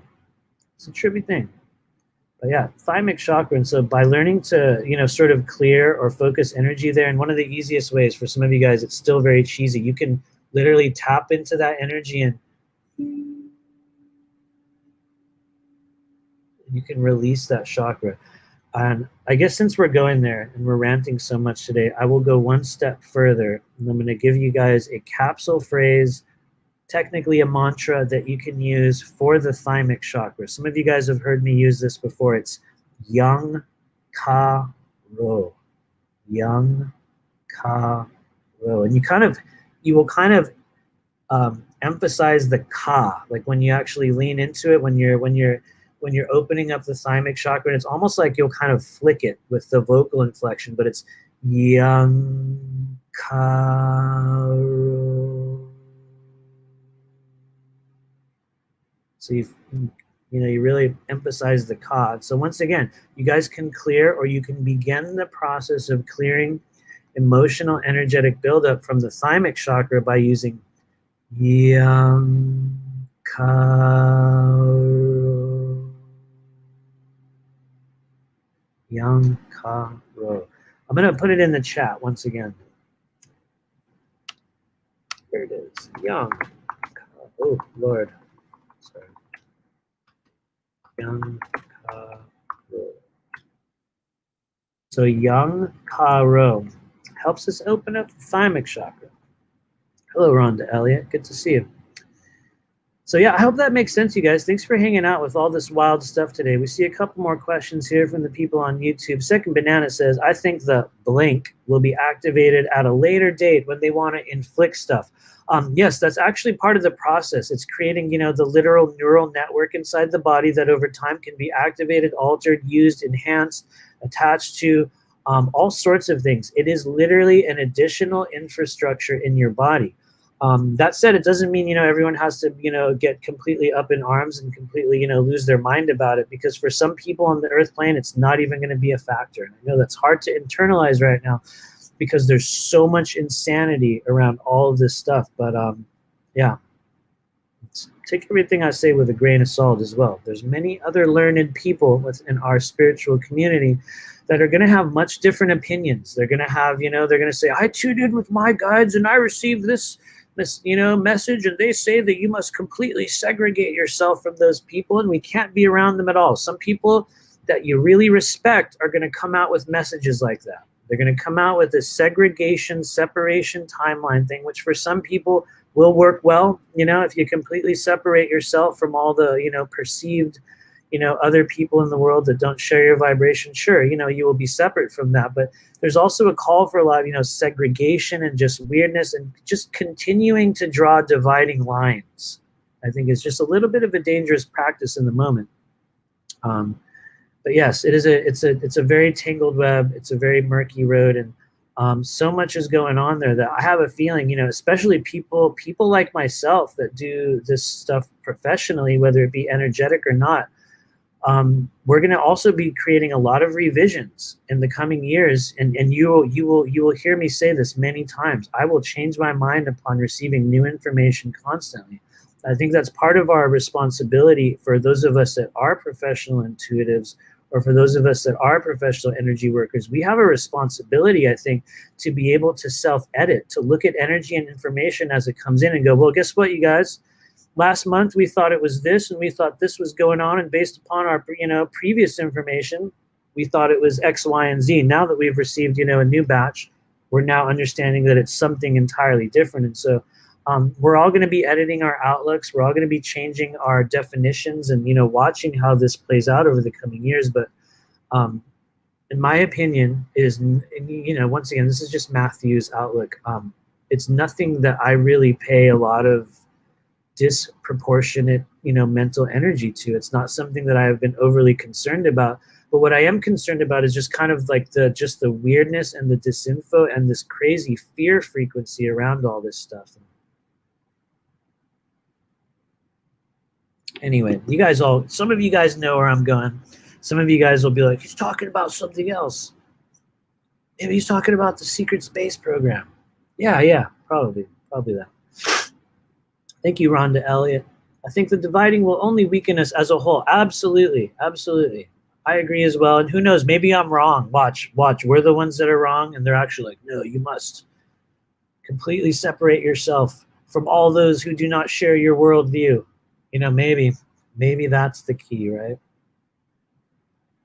Yes, I'm being sarcastic. I guess you got to be careful on live streams nowadays. There's people out there, they'll literally take that out of context statement and they'll make a whole video on it. They'll be like, so-and-so now exposed, Watch, man, I've seen it time and time again. All you got to do is point to your left eye right now, or all you have to do is do this, on like an interview, and they'll be like, Illuminati confirmed.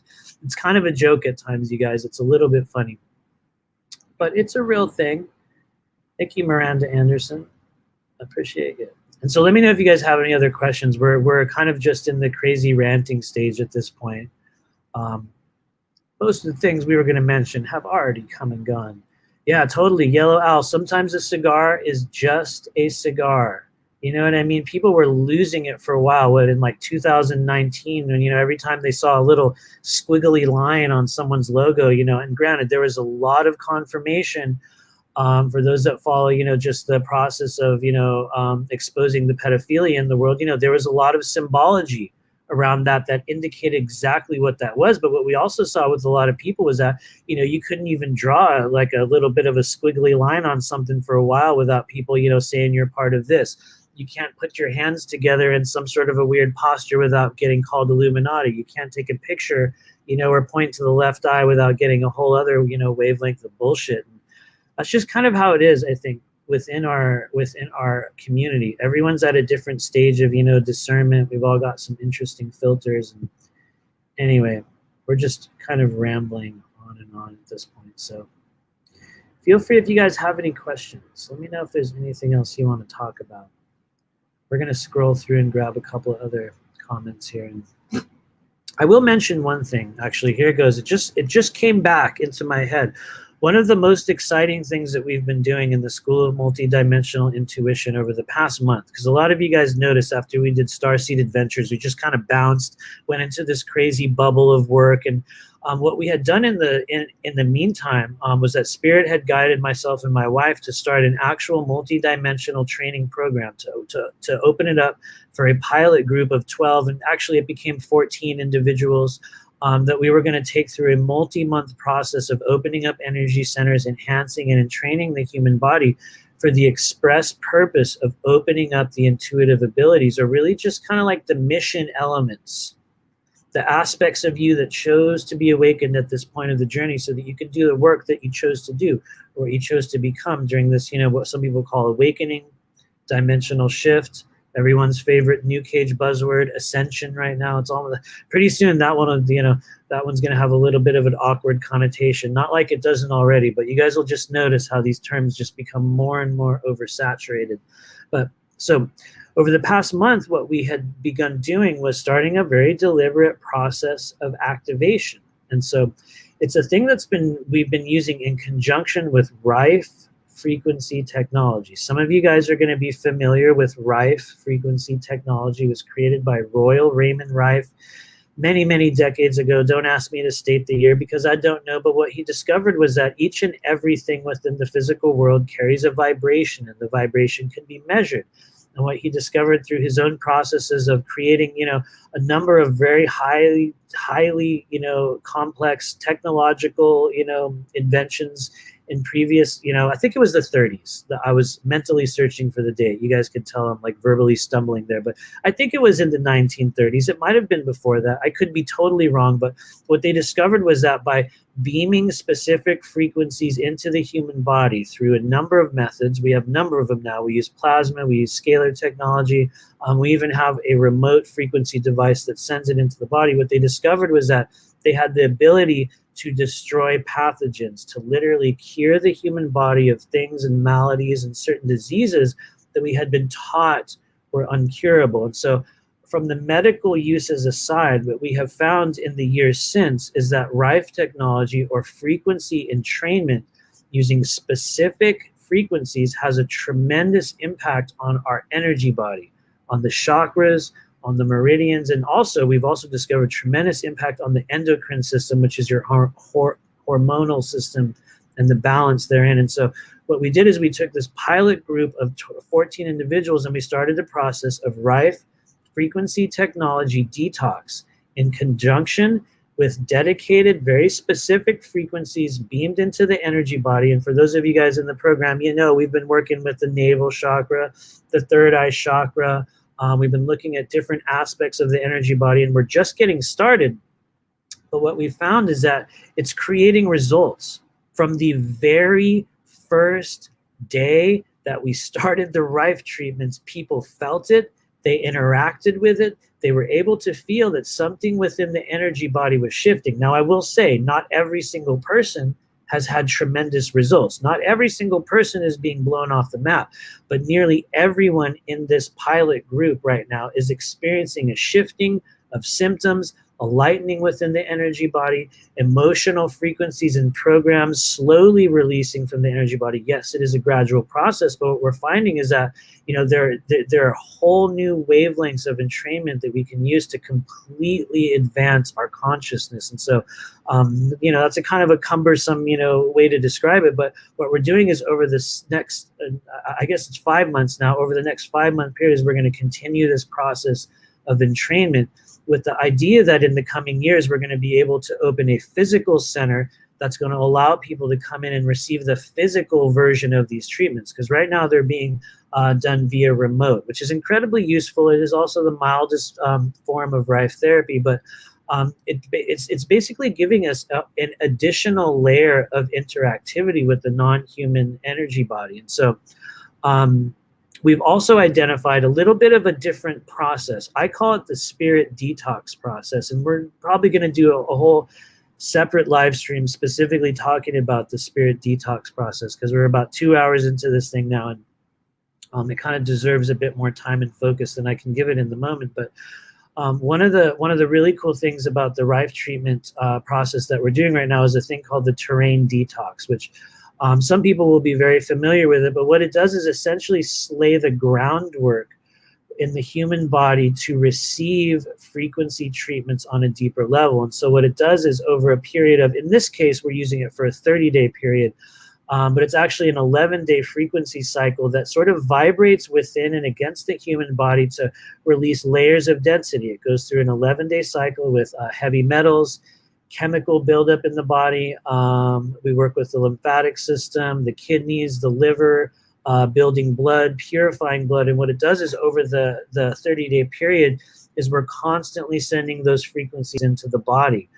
In conjunction with that, we do a weekly energy clearing. So you're receiving not only this frequency treatment, but you're also receiving a different layer of frequency treatment in the individual sessions that we do weekly. And so right now we have 3 people currently on the Spirit Detox program. And I would say one out of those 3 individuals is experiencing massive shifts.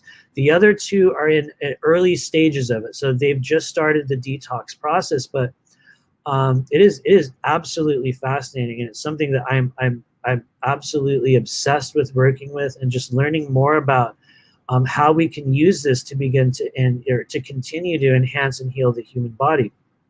So for those of you guys that are interested in learning a little bit more, it's been a really long live stream, so I'm a little bit past a lot of the information I was going to give out about the Spirit Detox process, which is why we're going to do another one of these. But you guys can check it out on our website at rememberyourmission.com. And there's a little heading there now for some of the trainings and some of the other clearings that we're doing up on the menu bar, that the Spirit Detox process is available for people. For those of you guys that want to experience a month-long program in which you will be receiving not only frequency treatment, but also direct transmission of multidimensional energy in the body. I'm really excited to see where this goes with people. But yeah, it's absolutely fascinating. It's called the Spirit Detox process. You can check it out at rememberyourmission.com. Thanks for your comments, you guys. Sometimes when I do those, I hear myself and I'm like, damn, it sounds like an infomercial, the way he's describing those. And so maybe it does to some of you guys. I wonder. I know I did a live stream one time and somebody was like, you're doing an infomercial. Who knows? Maybe I was. But yeah, it's absolutely fascinating, the Spirit Detox process. And so the idea behind the sort of this month-long dedicated procedure is that it's clearing away layers of density on the energy body in multiple different ways. One of them happens in the physical body through the detox process. Another one happens in the emotional body through the lymphatic system. As we purify and clear the lymphatic system, our emotions start to clear up. And then we have another layer of interaction within the chakra body, within whatever the sort of density is existing within the chakras. That's another interaction. And then I guess the fourth one would be the meridian system. And so over the 4 sessions that we do in that 1 month period, it's like we're working with a multitude of layers in the body. And so anyway, for those of you guys that are very observant, you can tell when I get into the manic phase of these live streams, which is kind of now. I'll start to like repeat things in a strange way. Thank you, Angeline Sunrise. You can check it out on the website. I will mention, you guys, it's in order for the spirit detox process to work, here's the kicker. This is the funnest part. This is the part where everyone gets like, what? Really? We need DNA. It's not that you absolutely need DNA, but in order for the Rife treatments to be effective on a remote basis, we will need a piece of the DNA. Usually it's the fingernail. Fingernail is one of the most durable forms of it. You can also use hair, but for those of you guys in the training program, you'll know the fingernail is really a very, very reliable and durable way to access a person's DNA. And so what we do is we take the DNA sample, it's sealed in its own little like sticker like container thing, and we place it in these little boxes. And the awkward thing is, probably in the next live stream I'll hold it up so you guys can see it, but they're actually all plugged in right now to my left. And so what we do is we just leave the DNA within the containers, and the Rife frequencies transmit into the DNA via quantum entanglement, which for those of you guys deeply entrenched in third density right now, as soon as you hear that phrase, you're like, oh, okay, you know what I mean? The filter goes up, door closes. You know, it sounds very Star Trek, right? It sounds very Star Wars, you know, and on a certain level, kind of is a little bit, but it is a true example of non-physical energy transference. And what happens is it creates great shifts in the body. For some people, it's very huge. For some people, it's very mild. One of the things we noticed about the Rife frequency detox is that for some individuals that have a lot of emotional density in the body, they received greater detox symptoms, which, you know, could be headaches, abdominal pains, big emotions, mood swings. People get sweaty. Sometimes they'll get constipated. Sometimes they'll get diarrhea. It could go either way, but it is absolutely very, very fascinating modality. The good news is, Brooklyn Way, you're already kind of in it. You're already in that program, and so, but yeah, spirit detox program. So yeah, you guys check it out. Kelly Gates says, my DNA was rejected by 23andMe. Oh, I wonder why. Did they tell you why, Kelly Gates? I wonder why. Maybe it was non-physical DNA. Who knows? Anyway, I'm just kidding. I have never sent my DNA to any of those things. And I know sometimes when people, like within our little soul group, they hear about like, oh, you're gonna send your DNA to somebody. What are they gonna do? Are they gonna clone you? That's always a fun one, right? I do not have any cloning technology, nor do I have access to it. But you know, we're just saying that for the record. But in order for the spirit detox to work, yeah, the DNA is absolutely key. You guys can check it out as well. For anyone that's interested in learning more about the technology that we're using in this process, you can look up spooky2rife.com. In fact, I'm actually going to pull up the link and I'm going to put it in the chat. So you guys will get to watch me click off the screen for a few moments here. And I'm going to grab their link. I'm going to put it in the chat here for everybody. So for anyone that wants to learn more about the actual technology that we use in the Spirit Detox program, here it is, Spooky2 Rife. And so incredible technology, you guys. I was one of those people that, you know, when I was getting really deeply into, you know, just creating my own modality and just the healing processes that I was doing, I was very, very resistant at the beginning to the integration of, you know, technology, you know, like into my practice. I was one of those people that was like, you know, it's got to be all organic, and the only tech we're ever going to use is human technology created by the human body. And, you know, while that is very, very relevant, very, very important, and absolutely possible, there are a number of tools right now that have incredible use, and Rife technology is one of them. So for those of you guys that are like, wow, really, you're going to send your DNA over and you're going to put it inside this little thing and you're going to allow these people to, you know, beam frequencies into your body? Absolutely.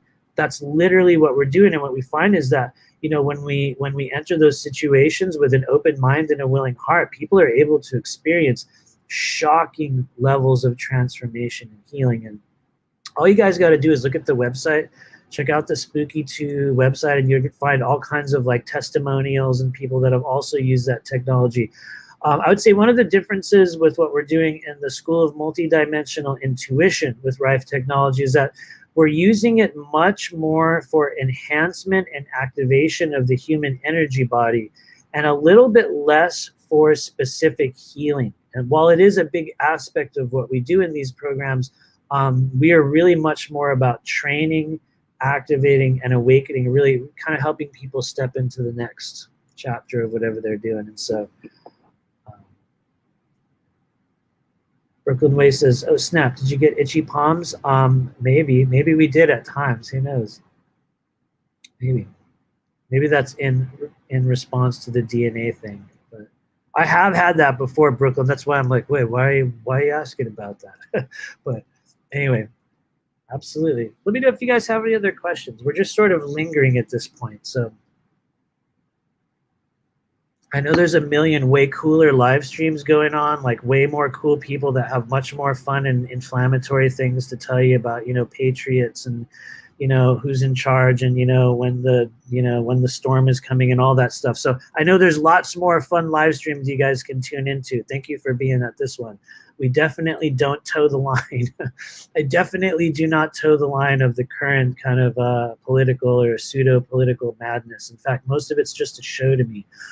I will say another thing, though, before we get out of here. One of the things I have been noticing just in my own work, and maybe this is just Matthew, so maybe other people have not been noticing this, but in some of my own kind of what I call journeys or just my own kind of processes. Oh, this is also a can of worms. Maybe we shouldn't bring this out at the end. But there does appear to be a rising wavelength of inner earth consciousness frequencies showing up. It's like it's kind of surging back in this interesting way. I think a lot of you guys noticed there's a lot of talk about inner earth beings from a number of people in our community around like 2017, 16. And it was really big, very, very, very, very present. A lot of people were talking about that energy, and I was not one of the people that really actively experienced it.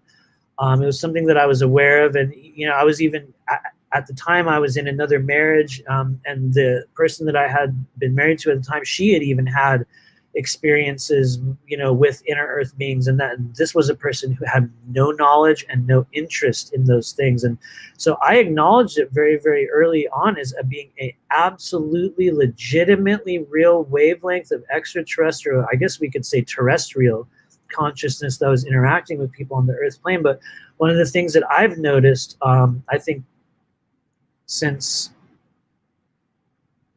trying to find like when did I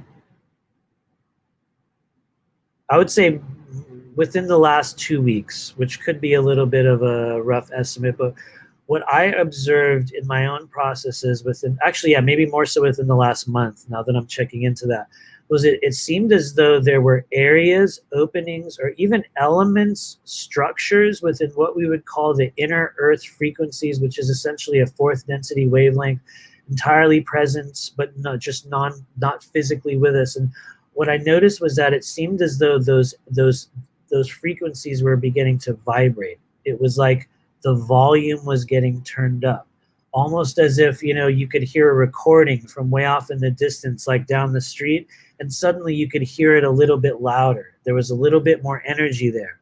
When I felt into whatever that frequency was, it seemed like it was tied into, this is something I have not mentioned publicly, so some people will think it's crazy, but what I believe it was tied into was something that looked like frequency generators, devices, something that even appeared to be like crystals or stones that had been placed in certain places and looked like caverns, or even ritual centers or something like ceremony halls within what I would call an inner earth space. And it was like they were turning on. Something was sort of, it was like everything was kind of activating once again. And what I chose to discern from that was that there was an expanding or a surging wavelength of what I believe to be inner earth energy showing up. Now, who and when and what groups and who that could be, I honestly do not know.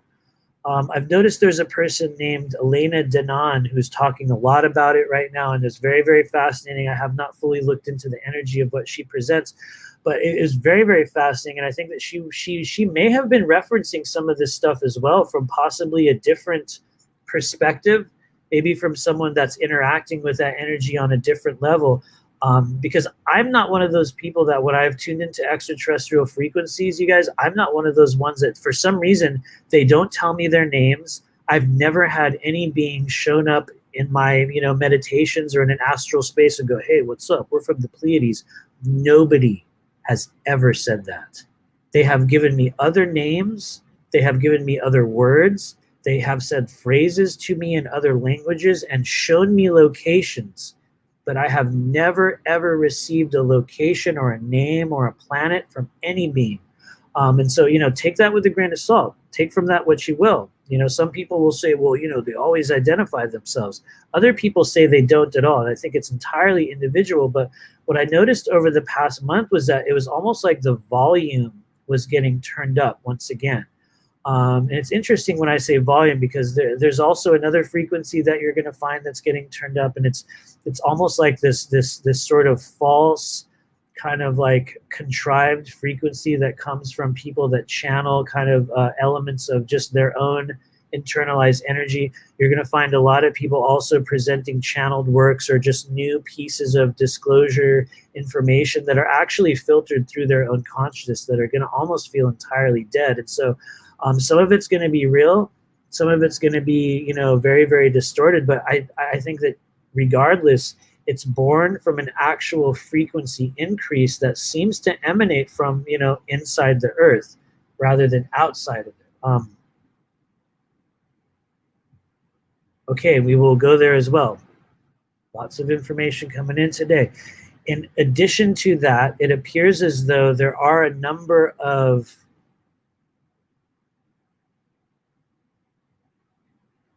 what appear to be like fourth density. The way they're being shown to me right now, which is very interesting, is very much like ships. I do not believe necessarily that they would actually be ships, like a craft. I think the way they're being shown to me is almost like observation platforms or almost structures that will exist in a fourth density space that kind of serve as gateways or platforms through which beings will interact and sort of work with our energy. And so some people would call them ships, but they look, or crafts, but the way they're being shown to me in the now moment appear more like structural placements within a fourth density space through which some of these beings or consciousnesses are interacting with us. And so in my opinion, I believe that this has to do with what looks like an expanded either an initiative or a process that these beings are gearing up for. And when I say beings, who knows who they are. I'm not one of those ones here that's trying to give out information about a galactic federation or anything. I'm literally just giving you guys as it comes to me. And so what I think they're gearing up for is some sort of an operation or just a larger level of, whether it be information dissemination or just frequency sharing with people on the earth plane. I think we saw some of this happening in 2016 and 17, also on a greater level. And it looks like a lot of that energy got sort of hijacked. Well, I mean, it did. It got hijacked by actual specific people working in disclosure. It also got enhanced by really good people as well. But it's a cyclical thing that seems to show up every few months or years. It's like there's an activation and a resurgence of some of that energy. And so I guess, the sort of long roundabout message that I was trying to get to here is that I believe that some of it has to do with just the extraterrestrial energies that are showing up on a different level, and also has to do with some of the disinfo right now around how there's still existing plans to create a false alien invasion scenario, which I have to admit, there is something there, and there is also kind of like it's like a placeholder. When I look into the energy of the false alien invasion rather, it shows up like a placeholder thing, almost like somebody will put up a cutout of something every now and then. Back in the old days, you guys would go to the movies, right? And you would see those cutouts, like in the movie theater, like the cutout of the celebrity or the guy from the movie. It feels like one of those. Like when I feel into the energy of the fake alien invasion, it's like a cutout, like a cardboard cutout of something. And who knows? Maybe that cutout will be used. Maybe it'll be, stood up in front of the window like they did with the Pope and that sort of, what was it, a hologram transmission that they used. I know this is a kind of a bizarre non sequitur turn that I'm taking here, but I also looked into the energy of when they were talking about the supposed hologram technology that they had used in the Vatican during that weird little bubble with the Pope. And what it looked like is that it was actually an example of some form of technology that was being used, but he was actually there. And it looked like the form of technology that they were using actually allows a person to stand up or enter what looked like a little bit of a cube or an enclosure, and that image would also be displayed on another place, kind of like I think there was even a demonstration of it. I think there was a demonstration of it, of a technology where it was something like that, where you will actually stand on, it looks like a square or it's like a container. So the person will stand on that square or the container, and where the other container is, they will show up in that one, and it'll be the actual imprint of them. And so I believe that was the technology that was used in situations like that. You're going to see other moments where it's been demoed. I don't know if they're using with some of the political people in the US. I honestly have no idea. It's just kind of like the things that I have observed, and then I'll sort of track back and look at the timeline energy and sort of watch that, moment or that, experience from hopefully not too far away in, what I would call astral positioning, which is a real thing when we talk about remote viewing. There are certain positions with which in which you can place your consciousness that will allow you to view something differently. Just like you can imagine, you guys, if you were to pull up above something, you'd be able to see it differently than if you were down on the ground. If you were behind someone's shoulder, you'd see the room differently than you were if you were in front of them. If you were in the corner of the room, you'd have a whole different perspective. And so one of the things that I noticed when I started leaning in more heavily into what I believe the type of remote viewing that I do is that I found that it was important where I placed myself, where I would put myself in the position allowed me to see it or feel it a little bit differently. And so I know it's a really long rant today, you guys. Thank you for being here. But I ended up repurposing that perspective thing that I'm talking about a little bit later on. As I started to do meridian clearings, I started to use that perspective shift, and I would place myself inside people's meridians, inside people's organs, inside their chakras, which for some people out there, that's an even crazier thing to hear of. But for those of you guys that have done private sessions with me, that's literally what we do. We place our energy within those invisible pathways in the body, essentially using meridians as a mode of transportation. Because if you knew where they go all over the body. You can literally move your consciousness through them. And that I think that is actually the process that allows us to release density from the meridians. It's sort of like you're blowing through the pipeline. And yeah, that's different from acupuncture. For people that work with acupuncture, yes, it is entirely different from that. What I've noticed about scalar toning and moving energy through the meridian complex is that we are able to challenge a lot of the pre-existing understandings of the way the directions in which meridians flow. Some of them are thought to flow upward or downward or in different directions. When you're clearing that energy, you can actually send it through either direction. It's a really interesting thing. So thanks, you guys. I appreciate you being here. This one went a bit longer than we thought it was going to go. It's always fun because I come in here and I'm like, all right, we're going to talk about this and this and this and that, and then we just go on this whole other run. I see some really cool comments though. Thanks for being here, you guys. Second Banana says, I think I was activated in 2012.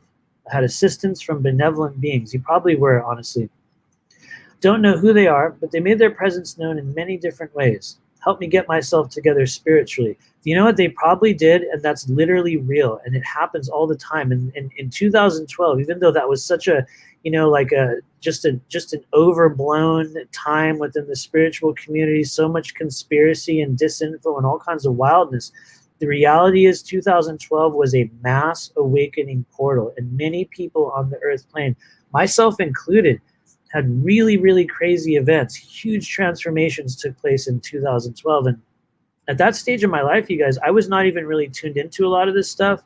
I was very aware of, just a lot of the generalized conspiracy stuff and, some of the, what at the time wasn't even called disclosure. It was just called, ufology. In 2012, hardly anyone was talking about disclosure. They were talking about ufology at that stage. And so I was very into ufology in 2012, and I was, aware of a lot of this stuff, but I was absolutely unprepared for just the amount of energy and the changes that were going to take place in my life in December of 2012.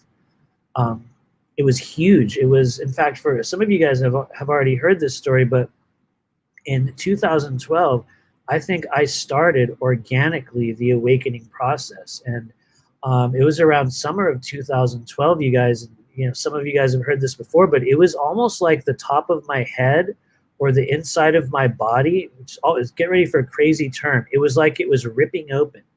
It was like it was tearing open. It was like something was going, and it was like stretching. And honestly, I thought I was losing my mind for a while. I really, really did. I deliberately went on antidepressant meds. I was working in mental health at the time. And I went on meds. I was like, oh man, I'm losing it. Must be bipolar, right? Clearly that's what it is. And so I went on meds for a couple of years and it went away. It was utterly suppressed. It just squished everything down inside my body. And it worked. It stopped all the craziness. I kind of went back to normal, and I had about 2 pretty good years. And in 2015, it happened again. There was literally no way that I was going to stop it. And it was like just so many things kept happening one after the other. I knew something was going to take place. And I guess since we're going on such a long rant here, you guys, I'll say it. Around that time, I had a very, very key activation. I talked about it at Starseed Adventures back in March. But during this period of my life, I was working as a mental health counselor, working with veterans in San Diego, California, doing chemical dependency treatment. And we were doing an outdoor homeless festival just to get people, services. We were trying to get people services, get them into housing. And there were some spiritual healers there, they were just doing their thing. And I had walked past this tent, and there was this really tall lady, and she was like, hey, do you want an energy blessing? I was like, all right, yeah, screw it. I literally just didn't want to go back to work. I was walking through this huge festival thing, and I was like, oh man, I don't want to go back over there. And so this lady was like, can I give you an energy blessing? And I was like, yeah, totally. Yeah, totally. And I sat down on this chair, you guys. This lady put her hands on my head for about 3 minutes. And then she was like, okay, thank you. And I was like, oh, thanks, whatever. And I just walked away. And it was like, I felt that there was like a hat on my head. The first thing I felt was that there was like a hat. And I was like, whoa, weird. It's like this weird feeling on my head. And it was like there was a little bit of a ring. And I was like, whoa, there's this ring on my head. And here's the crazy thing, you guys. Even now, almost 10 years later, I talk about it and I'll feel it. I'll literally feel that little ring. And some of you guys will feel it in your own way. You'll feel your crown chakra activating. And I see you there, Miss Lizard Breath. You'll probably feel your crown chakra activating as well. Absolutely. I will bet you will. But yeah, I felt that crown chakra just kind of buzzing. At the time, though, you guys, I did not know what the crown chakra was. I had no idea. I didn't know what the hell a crown chakra was. And I remember telling my friends at work, I was like, you guys, this lady did this thing on my head, and I feel this feeling on my head. And everyone was like, yeah, okay, whatever. And it persisted. That sensation stayed there at the top of my head for days and weeks. And within 30 days of that date, you guys, so much changed in my life. I had known within days of that. It was like this weird signal came into my brain, and it was like, well, you don't need to take those meds anymore. And it was literally like I knew that it was time to stop. Like I stopped all medication. I stopped all, which for some people, get ready, this is always a fun road. I stopped all forms of Western medicine. I did, actually. I stopped all forms of it. I put it all down. I had to go through a really difficult and a bizarre detox from just the antidepressants that I was on. So I had all kinds of emotions and stuff, but within 30 days of that date, I had changed on such a shocking level. I started to lose weight. My body started to shift. It was a true example of what we now know later on, years down the road, of the walk-in experience. of a true multidimensional activation and another aspect of yourself, which, for some of us, and some of you guys have hung out for the whole 2.5 hours here. Every now and then we get to the walk-in stage, and that's the final straw. People can't take it. When we come to the understanding that it is possible that another consciousness or another version of you can awaken inside your physical body during this physical lifetime. The very concept of that for some people is where, some of this stops. They cannot proceed past that point. But had I have not experienced it in my own way, I would have thought it was fake, but that's what happened for me. It was like everything changed to such an extent that I felt that I was losing myself. I thought I was losing my mind. I started reaching out to people, sending 1,000-word emails to people going, there's all this happening and all of these beings and all these frequencies. And I would find myself walking down the street during this period, and I would walk past people. Like someone would just walk past me on the street. And this was in 2012, so everyone was still normal. You know what I mean? We all walked past each other on the street and bumped into each other, and it wasn't a big deal. And what I found was that when I would just pass people, it was like I would pass through a veil of their energy. It was like I would literally walk past them, and I would be like, and I'd get this big breath or this huge wave of energy. And I started to realize that it was theirs. And there was thoughts in there, and there was emotions in there, and there was colors in there. And there was a few people where I connected with their energy in such a way that it was like I pulled so far into their body accidentally that I found myself in their mom's car when they were 6 years old, and there was a man trying to, it was literally like a molestation scene that a person had encountered when they were a child. And I knew that it was definitely not mine, because the person I saw was people that I had never known. It was a child. It was this female blonde-haired girl, and there was a man trying to climb into a car with her.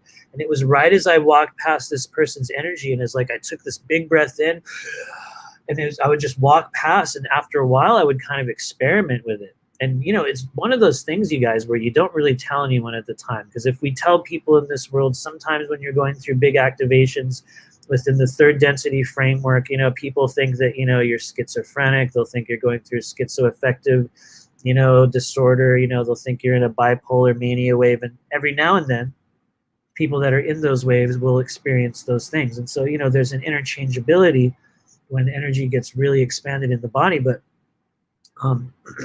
that stuff was happening, and I would connect with people's energy. And honestly, at the time, you guys, I did not equate it with intuition. I did not equate it with empathy. I did not equate it with anything other than I thought that I was losing my mind. And so this is a fun story time today, you guys. But at that stage of my life, I was married to a different person. I lived in a whole different house, different career, everything, different body, if you want to get technical. Some of you guys that know me on Facebook can, dig way back in my photos, and you'll see there's a very different version of Matthew there. But at the time, there was a person in the extended family from my ex-wife, and she was a professional or a previous professional psychic. She had previously worked, I think she might have still been doing that work at the time. And she was one of the people that I would drop these massively, multi-thousand-word manic emails on, just dumping out everything that I was experiencing. And, most of those people didn't acknowledge it. They thought I was crazy. But there was this one key day when this woman sent me an email. And she finally responded, and she was like, whatever you do, don't go back on medication. Don't go back to the doctor. Don't let anyone do anything to you. Write it out. You're having a psychic awakening. And I remember reading that, and I was like, it was like I started to tear up. I still feel like emotional about it now. And it was like I read that, and I was like, a psychic awakening, what? And I was like, what? And I still didn't get it. But it kind of gave me another way to understand it. And I was like, okay, maybe there's something else. And, from there, a bunch of other things happen, all kinds of strange events. And a lot of you guys know the story. Fast forward 2 years later, I had a big life shift in 2017. I switched into doing this work 100% full-time as my sole occupation. But it was not without a lot of trauma. It was not without a lot of fear. It was not without many, many nights of me, and this is always a fun, vulnerable thing to talk about, because some of you guys are going to have these moments as you go through these awakenings. There was many nights of me literally in the fetal position in the shower, literally for hours, until the water had completely run out, and I'm just like, I mean, really just rocking back and forth, going, "What's wrong with me? What's happening?" And it was a very, very bewildering process. I'm really grateful that I stuck it out. There was a lot of people at that stage of the journey that really, really, really helped me. People like Eric Rains, people like Barbara Buck, people like a lot. There's a lot of other names. Sorry to get into the name dropping thing, but there was people within my immediate circle that it was like they somehow automatically stepped forward, not knowing who I was, and to kind of give me knowledge, to give me activations. And so anyway, fast forward, multi-year journey later, and here we are with the School of Multidimensional Intuition, hopefully carrying that forward, because what I found is that there was many other people after that went through the same activations in the same periods in 2017 and 16 and 15, and it was everyone going through their own predetermined period. This timer would shift, or rather this timer would kind of go off in the body, certain conditions would be met within the energetic anatomy, and it's like little bubbles would sort of pop and things would flow. And so anyway, the mission is now, at this stage of the journey, I guess 2.5 hours later, 2.5 hours later after starting this strange rant here today, and years as well, and the mission is now facilitating those changes for other people on the world. And the thing is, I mean, the cool thing is it's literally happening. The awkward thing is it's constantly changing. It's constantly changing. And so a lot of you guys have, I mean, we were doing it earlier today in the energy clearing, which seems like a long time ago now, huh, you guys? In which we were doing those tones. And one of the things I've noticed is, because toning has been kind of the primary medium through which I've been sending multidimensional energy in the body, but I've noticed that as we've gone through these processes and these activations, even the tones are changing. And what we find is that you don't even have to make a sound to send that energy. In fact, making a sound, for a lot of us, the toning process, while it's absolutely legitimate and very powerful, they're kind of like third density training wheels. Because what we find is that when we truly open up the energy body, we're able to send and receive effortlessly, instantly. Thanks, you guys. Thank you, Miss Lizard Breath. Good to see you. Hopeful Art says, during your awakening, at what point did you just surrender to the process? That's Lord, thank you for asking that. That's a very good question. At what point did I surrender to the process? I could be kind of specific on that, actually. After that initial crown chakra activation, I went back and I actually found the people, not the exact woman, but I found the group that did that activation on me, because it was so huge. It literally changed the course of my entire life. It altered literally everything about who I was. And so I went back and I found them. I talked to them. It was a group known as Oneness University. Now they are not called that. You guys can Google Oneness University. They're in India, but they're not called that now. They're called O&O Academy. And I'll be totally honest. It seems like they've distorted themselves into some kind of a spiritual cult. Straight up, they've distorted themselves into something else. Or at least that has been my observation since then. Their frequency has shifted. But in the beginning, people from that group, or that, just the people from that spiritual group, they gave me a lot of key information. They taught me how to open the crown chakra. And I went through a number of classes and processes through what was called Oneness University at the time. And what I was taught, that, that was part of the process. And I think the surrendering aspect for me came in during that journey, because what finally happened for me was I was linked with people physically for the first time. I actually had met people that were like, oh yeah, you're having an awakening. Oh yeah, that's your crown chakra opening. Oh yeah, you're going to do this next. And oh yeah, you're going to find this next. And what happened for me was that, it was a group of I think 60 and 70 year olds, like people that were the age of like my grandparents at the time. And I was like the one guy there that was in my 30s, and they're like, okay, kid, there you go, you came over to the right place. And they really educated me, they helped me. And so I think for me, like, the surrendering to the process came about during that stage in which I had to go back. I found them. I was like, who is that group of people at that thing? Something happened to me. What the hell happened? And I actually went back to them. I stayed with that group, Oneness University, for over a year. I went to many of their functions. I went to their workshops. I went to all kinds of stuff. I was, I guess, initiated, I guess we could call it, certified, whatever you want to call it. A lot of the certifications and initiations, you guys, in, multidimensional healing are bullshit, but I'm being totally real. Sorry to say that. But I'd gone through a number of initiations with them, a number of forms or methods of opening the crown chakra and also the heart chakra. And I guess since we're going down this crazy road today, you guys, we'll go even further. For those of you guys that have done individual sessions with me, or those that have been in some of our classes, you'll notice that I use a mantra. I use a mantra when I clear the crown chakra, called the Mula mantra. Some of you guys will look it up. You can find it on YouTube. Literally, there's songs where they sing it. It's used all over the place. There's many different versions of the Mula mantra, but during the teachings and activations that I did with the Oneness University people, I began to use the Mula mantra, these phrases in Sanskrit, to begin to open the crown chakra. And what I found was that, and who knows, sometimes when people talk about this, they get a little suspicious, but what I did very, very deliberately, I repurposed their techniques. I took that mantra and I took the technique that they taught me of opening up the crown chakra. They don't even call it opening of the crown chakra. They call it Diksha, which actually I think technically stands for just blessing. Honestly, I think Diksha is blessing, or it's a very simplistic word, but I'll bet you Brooklyn Way knows. If she's still here, she'll know what Diksha means. But yeah, so I had gotten certified or initiated in a couple different forms of Diksha, and it was very cool and useful at the time. But for me, it really took off when I allowed myself to repurpose the techniques. I took what I had learned from them and I kind of used it in a different way. I repurposed it. Yeah, I think it's Diksha. I'm actually gonna spell it because I have a feeling, Brooklyn, you're gonna know what this is. Maybe you don't. You probably will.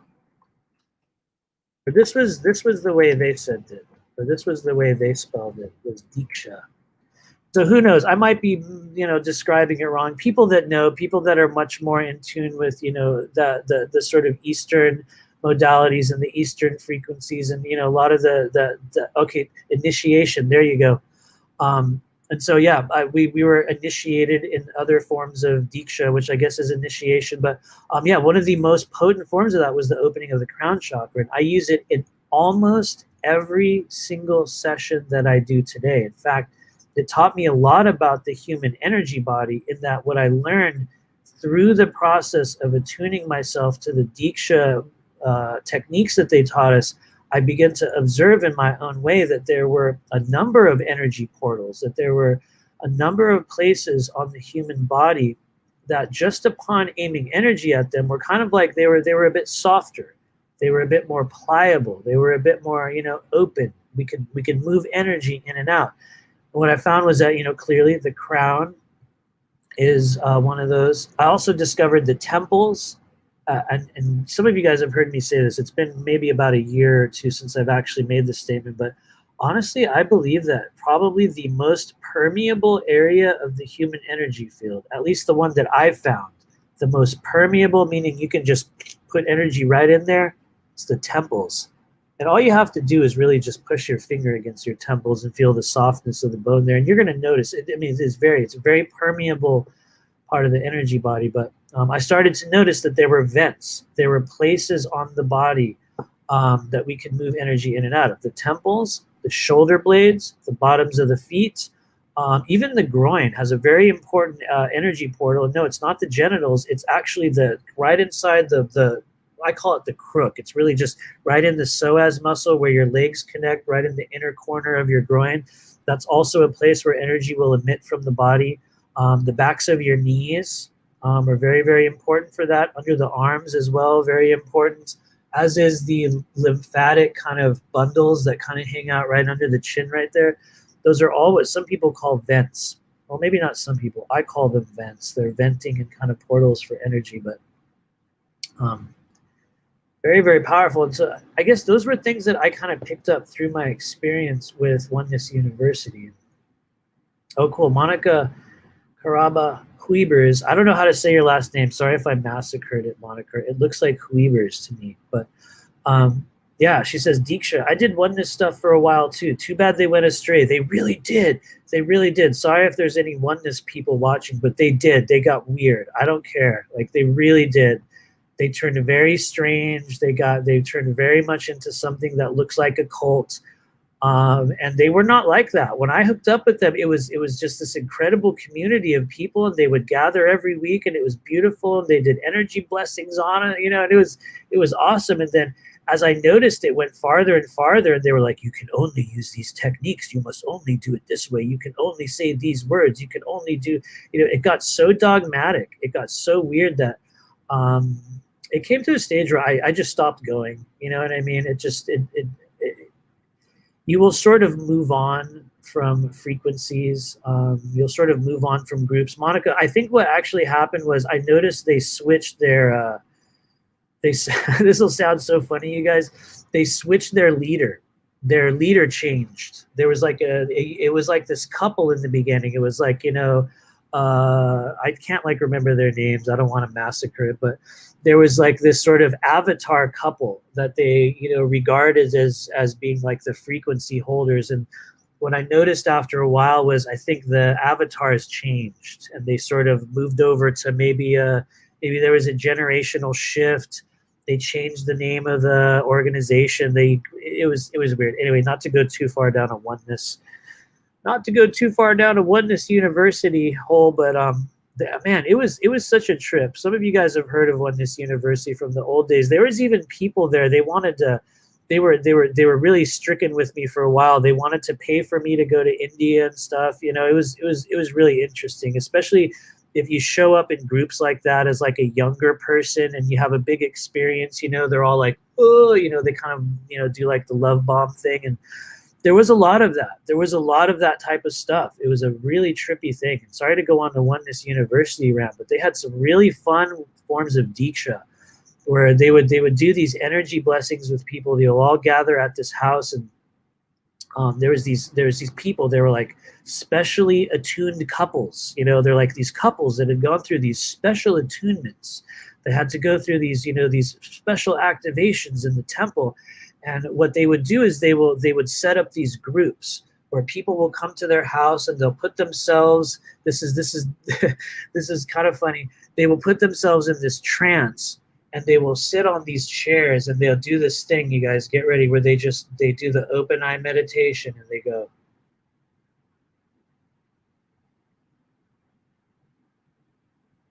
Literally like that, with this crazy expression. They're like. And they just look at everyone in the room. They just scan with this, this like totally checked out, and so the whole idea is that, spirit enters the body, like the body's an avatar, and spirit enters, and you become this vehicle. And the reality is, you guys, I had a lot of really cool experiences at those things. Had a lot of really wild, contacts and strange experiences, and it was really powerful. All kinds of wild stuff happened, and like other people were saying, and like in the chat, and at a certain point you're just like, I don't know. It's like I kind of stopped feeling it. It's like you kind of move past it in a weird way, and some people kind of define themselves by that, and they really want to remain in it. But for me, after a while, I think when I started to notice people kind of, like doing this sort of worship, when I started to notice the worship elements and people starting to go, oh, like fawn over other elements of it, I was like, whoa, this is a little bit weird. And I have to be honest with with everyone, though, in that, like, it wasn't a conscious decision. Like, I wasn't one of those people that's like, this is turning into a cult. Nothing like that at all. eventually was like, yeah, I don't know, I don't really want to go anymore. And I just stopped going.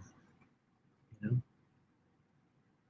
it's a very interesting and powerful period. I guess that was 2016 for me, you guys. That's what I was doing in 2016. That'll be a fun one for any future, like debunker spiritual exposure videos.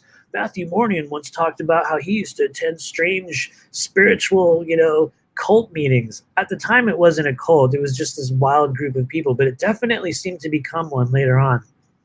Luckily, I got out, right? Luckily, I got out. Next thing you'd know, they might find the mummified body of our spiritual leader in the bedroom next door. You never know, that can happen. Some of you guys know about that. I'll just say it since I hinted at it. The group Love Has Won. Back in 2016 and 2015, they had a big presence. 2017, maybe my years are a little bit off, but they had a big presence in the Ascension blogger community for a while. And they remained relatively pretty relevant, and they had a lot of interaction and a lot of engagement on social media for a number of years. And for some of you guys that follow me on Facebook, which is like zero, maybe 2 or 3 people in this chat here, but I posted a thing earlier about how the members of that group had been arrested because they're sort of what they call the mother god, their sort of deified avatar figure, this woman who I had done some research into a couple of years ago, is just a pure narcissist. That person had died through what looked like some kind of I think it was actually an autoimmune symptoms. When I look into her energy, it looked like it was autoimmune symptoms and neglect, physical neglect of a number of systems in the body that caused an eventual death. Does not look like the person was murdered. It was what looked like an accidental death. But for those of you guys that don't know, they were arrested. I think last week or so. I think if you look at the article, I think it might have been last week, because they had actually preserved her body. She died, and they had preserved her body and placed it on an altar and just continued their processes and just continued their thing. And it was really, really, really wild. I mean, some of these like spiritual groups, it gets pretty dark. It gets pretty wild. And since we're going there, I have to be honest. I had watched many of their live streams. I had looked at their work. I had looked at their posts, and when I started to see these individuals show up on their live streams with this really strange energy and this really sort of like, honestly, I'll just say it. Don't get offended, guys. They just looked really greasy and really dissociated, like completely checked out from the physical realm. You're going to see this with other people that, really exalt themselves as spiritual teachers or beings. They might have access to really good information, and they might be really tuned in, but they're going to be completely checked out from the lower chakras, and they're going to just look very vacant, very dissociative. Brooklyn, exactly, because that is literally what they are. The elements of our consciousness will kind of check out. It does absolutely remain for people that talk about consciousness replacement. Yes, the original consciousness remains, but elements of the self will become suppressed. New frequencies will arise. Pieces or just strands of our personality will be influenced. Some will rise up, some will kind of go away. But to be honest with you, I saw a lot of that. I saw a lot of that in their faces. You could see there was something very, very wrong. Personally, I do not believe that individual, their leader, was murdered. Not at all. I think that person died from a series of unfortunate events that could have been absolutely avoided. But who knows? Maybe there will be a whole different report that comes out about those people that'll completely contradict what I'm saying here. I could be totally wrong. Just because Matthew, reads the energy as such does not make it so. However, I will say one thing: every single living person on the face of this earth has the ability to accurately read the energy. Doesn't mean we'll do it, but we could. You absolutely can. Anyway, thanks for hanging out in this ultra long rant. Thanks, you guys. I'm sorry to hear that. Brooklyn Way says, dude, my close friend was murdered by a serial killer. They need to go to prison. I feel you. Absolutely. I feel you. If it is warranted, Maybe they are. Maybe they are killers. I'm one of those people. I'm totally open to that. Just because I will perceive it as such doesn't mean anything. Anyway, hopefully we will find out in the coming weeks or months, or maybe that'll just get suppressed. But um, yeah, thank you. Deborah Sutherland says, what was the group where everyone was preparing themselves to leave this dimension and leave a roll of quarters under their body? I wonder if that was the Hale Bop. Remember the Hale Bop comment? What was the group? What was that group's name? I do not remember. I remember the leader of the cult. His name was Marshall Applewhite. I remember that because I was fascinated by the Heaven's Gate. There it is. Boom. The Heaven's Gate cult. I think that was them, right? Did they leave a roll of quarters under their body? I wonder. Maybe. Who knows? I'm not sure. I might be just, we might be going on an awkward, nonsensical run here. Hopeful Art says, is that what happens when one focuses on developing the upper chakras exclusively? That's actually a very good question. I have actually observed a couple really good people within our spiritual community have talked about processes through which you can kind of deactivate or sort of suppress energy of the lower chakras. And so you really can. The chakras are very malleable. You can turn them on. You can kind of turn them off as well. I know there's some people that also talk very heavily about chakra removal. I'll just say it, you guys. I do not subscribe to chakra removal. Even the people who say they've had their chakras removed, when I look at their energy, they still have chakras, but they've trained their energy to coalesce and sort of gather in a different way that enables the activation of the dantians, which is the 3 energy centers rather than the multi-leveled chakra energy center makeup in the body. And so anyway, that's kind of an aside, but yes, when you deactivate the lower chakras or we suppress the energy of the lower chakras, many people, well, I'll tell you one thing you can do when you deactivate or suppress lower chakra energy. You will have an easier time moving outside of you will have an easier time going outside of the body. You will have an easier time connecting with the energy that exists above the crown chakra, which for a lot of us is energy coming in from the multidimensional realms. But you can also become completely ungrounded. You can imagine it's kind of like untethering the base of a structure. And if there's no weight, or if there's no matter, if there's no energy, if there's no substance in the base of that structure, it can drift off. It can be taken over. Something else can place its energy underneath it and subvert the structural elements of that energy. So there's both risks with deactivating and shutting down the lower chakras to enable a greater level of spiritual or multidimensional transmission. It will happen. Yeah, totally. It's like plugging yourself only into the top of a frequency. You'll get everything at the top and you'll get all the uppermost energies, and you might not be able to make use of them. They'll sort of hang around the upper chakras, and when that gets too much, you'll get dissociative. You'll develop personality disorders.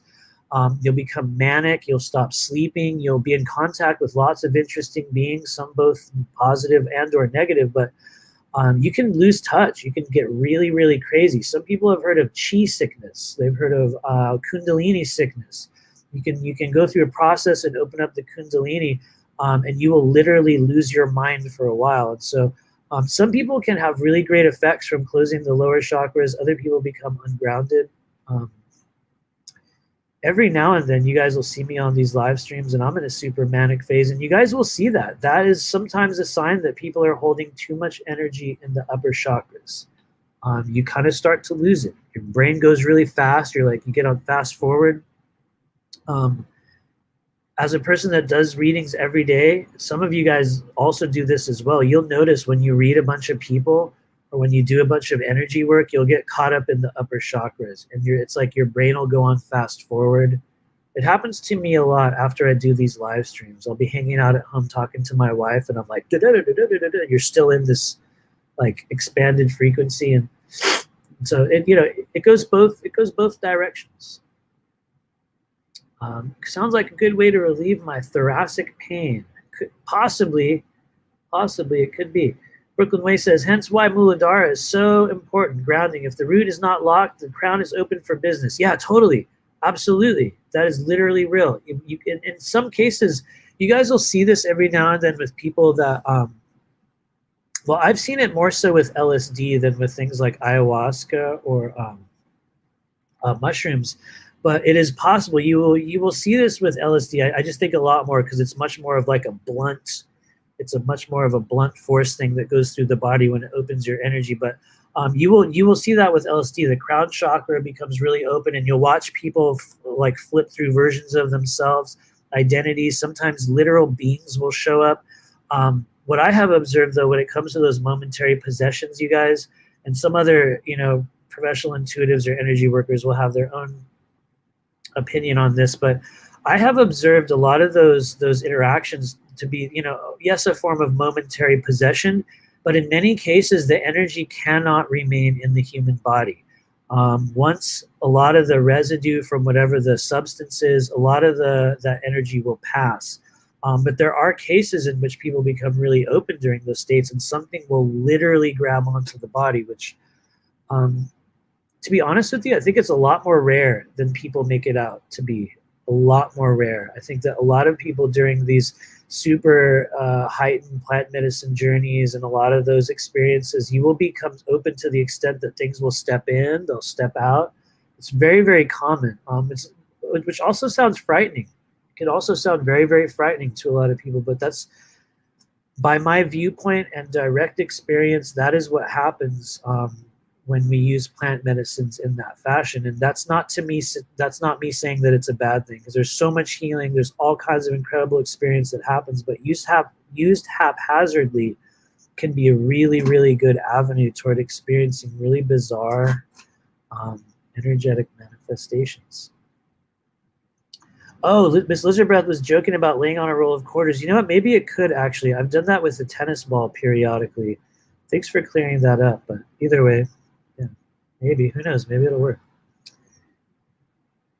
You vibrate higher and faster. I saw that in you, and it's fascinating to me. Thank you, second banana. Sometimes it's a good thing. Sometimes it's a bad thing. You guys will find that, as you continue to tap into multidimensional energy streams more and more, there are times in which that energy will go negative. I think it's important to talk about, because people will have this experience. Maybe not some of the people here, but I have had it. And it's funny, we were talking about the oneness group a few minutes ago. That was actually one of the times in which I experienced a very negative energy transmission. In one of the stages in which I had gotten Diksha, and I could feel in this group thing that we did that there was so much energy. There's so much going on, and you're like, whoa, there's all this energy. And it was like after I left that group that day and I was driving home, it was like this negative thing came in. It was like all of that amazing, anchored, silent intensity. It was like as I was driving home, something came in, you guys, and it was like it got actively turned into rage. It was as if some force was able to repurpose that big bubble of energy, and it became one of those like, and it was like I turned into this. It was like absolute hatred and rage. It was really, really crazy, but it was so noticeable that it was like one of those things where I had to acknowledge, like, oh my God, this like seriously, this shit can go wrong. It was those moments where like, wow, this goes both directions. Sometimes it will go in a very, very negative place, and so I think that's where we start to look at the most prevalent emotional condition in the body. That for a lot of us is kind of like an emotional set point. When we start to receive energy, we will already have a buildup of a certain type of emotion. Some people have a lot of anxiety. Some people have a lot of rage. Some people will have a lot of fear. And as you receive that energy in your body, it will magnetize to whatever the most prevalent emotional condition is. It's absolutely, absolutely real. Martha Fenno says, "What do the negative reads feel like?" That's a very good question. I think when you receive a negative energy transmission, some people will feel sick. You might feel nauseous. You might feel angry. You might feel fearful. You might find yourself. This is also a very common one. Maybe this is the most common one. I don't know, but you will find that yes, you will be in a very heightened field of energy, but it's like all of your old wounds, all of the old negativity, all of the triggers in your body will sort of rise up, all of that stuff. And so that could also be a different thing. I think, it kind of depends on the context through which you ask the question. What do the negative reads feel like? Because I think if you're talking about like from dispensing a reading or receiving a reading, that would be a little bit different from an energy transmission, or maybe a healing session in which someone received energy that was not right for them, or it was the wrong wavelength. Or every now and then you will work with a healer who has a very, very distorted energy field. And I have had that direct experience. Oh my Lord. I had a clearing from a woman. This was in 2000. It was in late 2018 when I worked at a shop, a psychic shop in Los Feliz here in the greater Los Angeles area. And there was a person that I was working with there at the time who was doing energy clearings. And I went to their house one day to, they were like, I want to do an energy clearing on you. And I was like, okay, cool. And so I go over to this person's house, and, she did this energy clearing on me. And honestly, I felt so sick. I was so sick. It was like I was praying to throw up. Something happened that it was like this crazy wave came in me, and I was so nauseous that I left that person's house. I spent like 15 minutes in her bathroom, and she was like, maybe you just need to purge. I couldn't. I was so sick and nauseous from this person working with my energy that I drove to the shop that I worked at. And I went in there. I just walked in, and I was like, "Could somebody help me?" I was totally freaked out by it. And there was somebody there to kind of work with me at the time. And as soon as we started working, it was like all the nausea went, all the nausea went away, all of the crazy energy went away. But to me, it was a direct example of sometimes energy will go wrong. It can absolutely happen. I think the intention of the moment has a lot to do with it, but yeah, all kinds of crazy stuff can happen. Anyway, thank you for hanging out. Thank you, Second Banana. It's scary until you learn to clear and protect yourself. Sometimes you have to fight harder to clear and protect. That's scarier, but I'm working on mastering fear. Makes a lot of sense. For those of you that don't know, maybe everyone knows, so forgive me if you already know, but if you're looking for a channel in the body that you can learn about that actually holds maybe a good amount of the fear that people will experience in certain situations, especially if you have sudden explosive fear that causes you to freeze or stop in indecision. Just in case you get that, one of the places you can start learning about is the urinary bladder meridian. Also the kidneys, but urinary bladder becomes very, very fearful. It's a very fearful channel. It's also the longest channel in your body. So there's a lot of energy that goes in there. It connects to all your organs as well, which is interesting via the back. Thank you, John Hoffman, for hanging out. That was a while ago. Thank you, Brooklyn Way. Lots of good comments today. She says, for me, it expresses itself as disgust. Disgust. Absolutely. I have received that as well. Definitely. Thanks, y'all. Thanks for being here, you guys. Martha Fenno says, feeling that urinary meridian right now. You might absolutely be feeling it. How would people know they're feeling energy from the urinary bladder meridian? Well, there's a number, many sensations or emotions that get trapped along that pathway. But one of the primary ones tends to be fear. It tends to be uncertainty. It tends to be indecision. You'll see behavior types with urinary bladder meridian energy. People will hoarders or hoarding tendencies, gathering tendencies, holding on to stuff. Can be a urinary bladder meridian energy. It can also be large intestine if you want to get technical. Thank you, Brooklyn. Agitation. I couldn't even say the word. I would say a lot of fear, though. If you're one of the people that gets big anxiety waves or fear waves and you find yourself getting stuck or frozen, if you had early childhood trauma in which you were just stuck or stopped, or you had to pause, sometimes we were held in that position as well. Those are energies that can transfer to the urinary bladder meridian, and they will create urgency. They'll create fear, create indecision. So in some cases, it'll interact with your kidneys, and then you'll want to fight, or you'll get confrontational. It'll create, fight or flight stuff in the body. It's very, very fascinating. And there's also there's a lot more that urinary bladder does as well. When I describe meridians, you guys, I'm talking from an incredibly surface level beginner perspective. Even though for some of you guys that haven't heard of them, it'll sound like I know a lot about them. It's very, very limited for me. We're like, especially when we talk about the meridian system in the body, you're talking about lifetimes of learning, decades, your whole entire life can be spent trying to understand and unpack and discern the energy of these pathways, and we'll be barely scratching the surface. And so I say it very openly because I have been contacted by acupuncturists. I've had a lot of clients that are actually very, very incredibly experienced medical professionals. I mean, I'll just say it, people that are in really high places in universities and other just, places within medicine and also within, Eastern medicine and other stuff. And, granted, I do not have any formal education in those things. I never went to any school. I never went to any, university that taught me about energy medicine, nothing like that. For me, it's been 100% guided by spirit. But what we find is that, once you learn the emotional qualities of these channels, it allows you to unlock an entirely different level of knowledge in the body. So I've talked so much today, you guys. Thank you for being here. Now, there's been a lot. It's been a lot of stuff.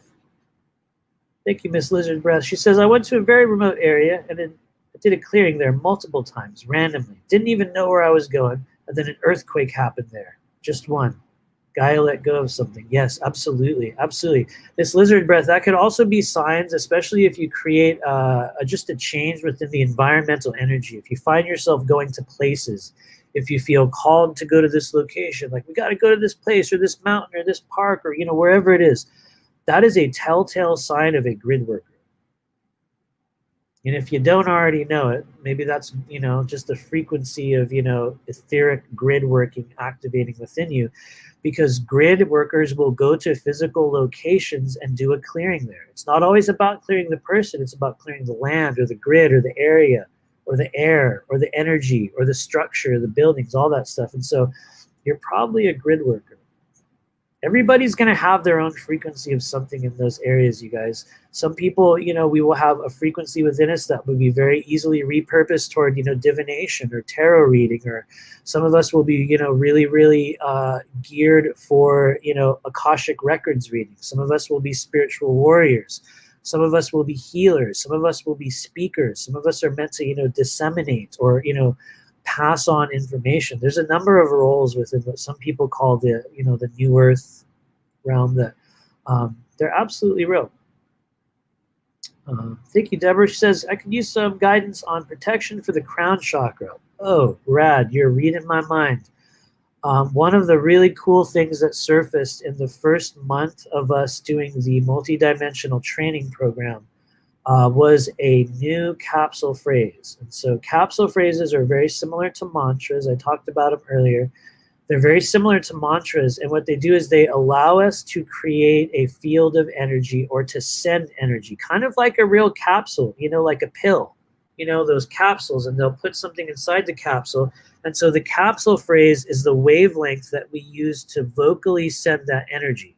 So when you use a capsule phrase, you'll be using a mantra, you'll be saying the capsule phrase, but it's more than that. It's about what you put inside the capsule. And so oddly enough, I know this will seem like a bizarre non sequitur, they have a similar function in Rai frequency treatment. They use a thing called frequency shells. The frequency shell is a frequency wavelength, or basically what's a frequency that acts like a container.